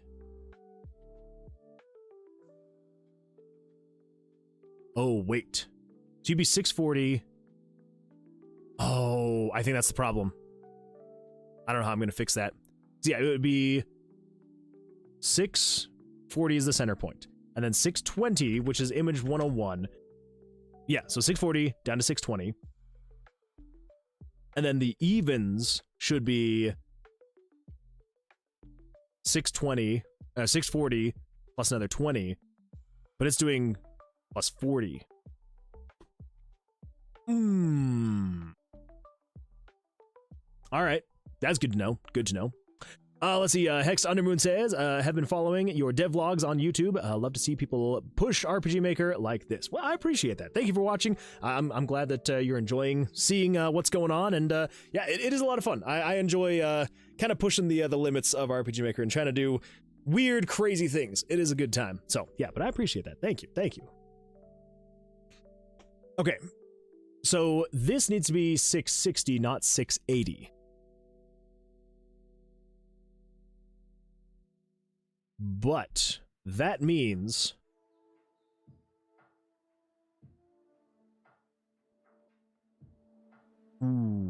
okay. Yeah, so that means that it's also going to be, so we need to subtract 20 times the draw amount? No, because that's going to do even weirder things.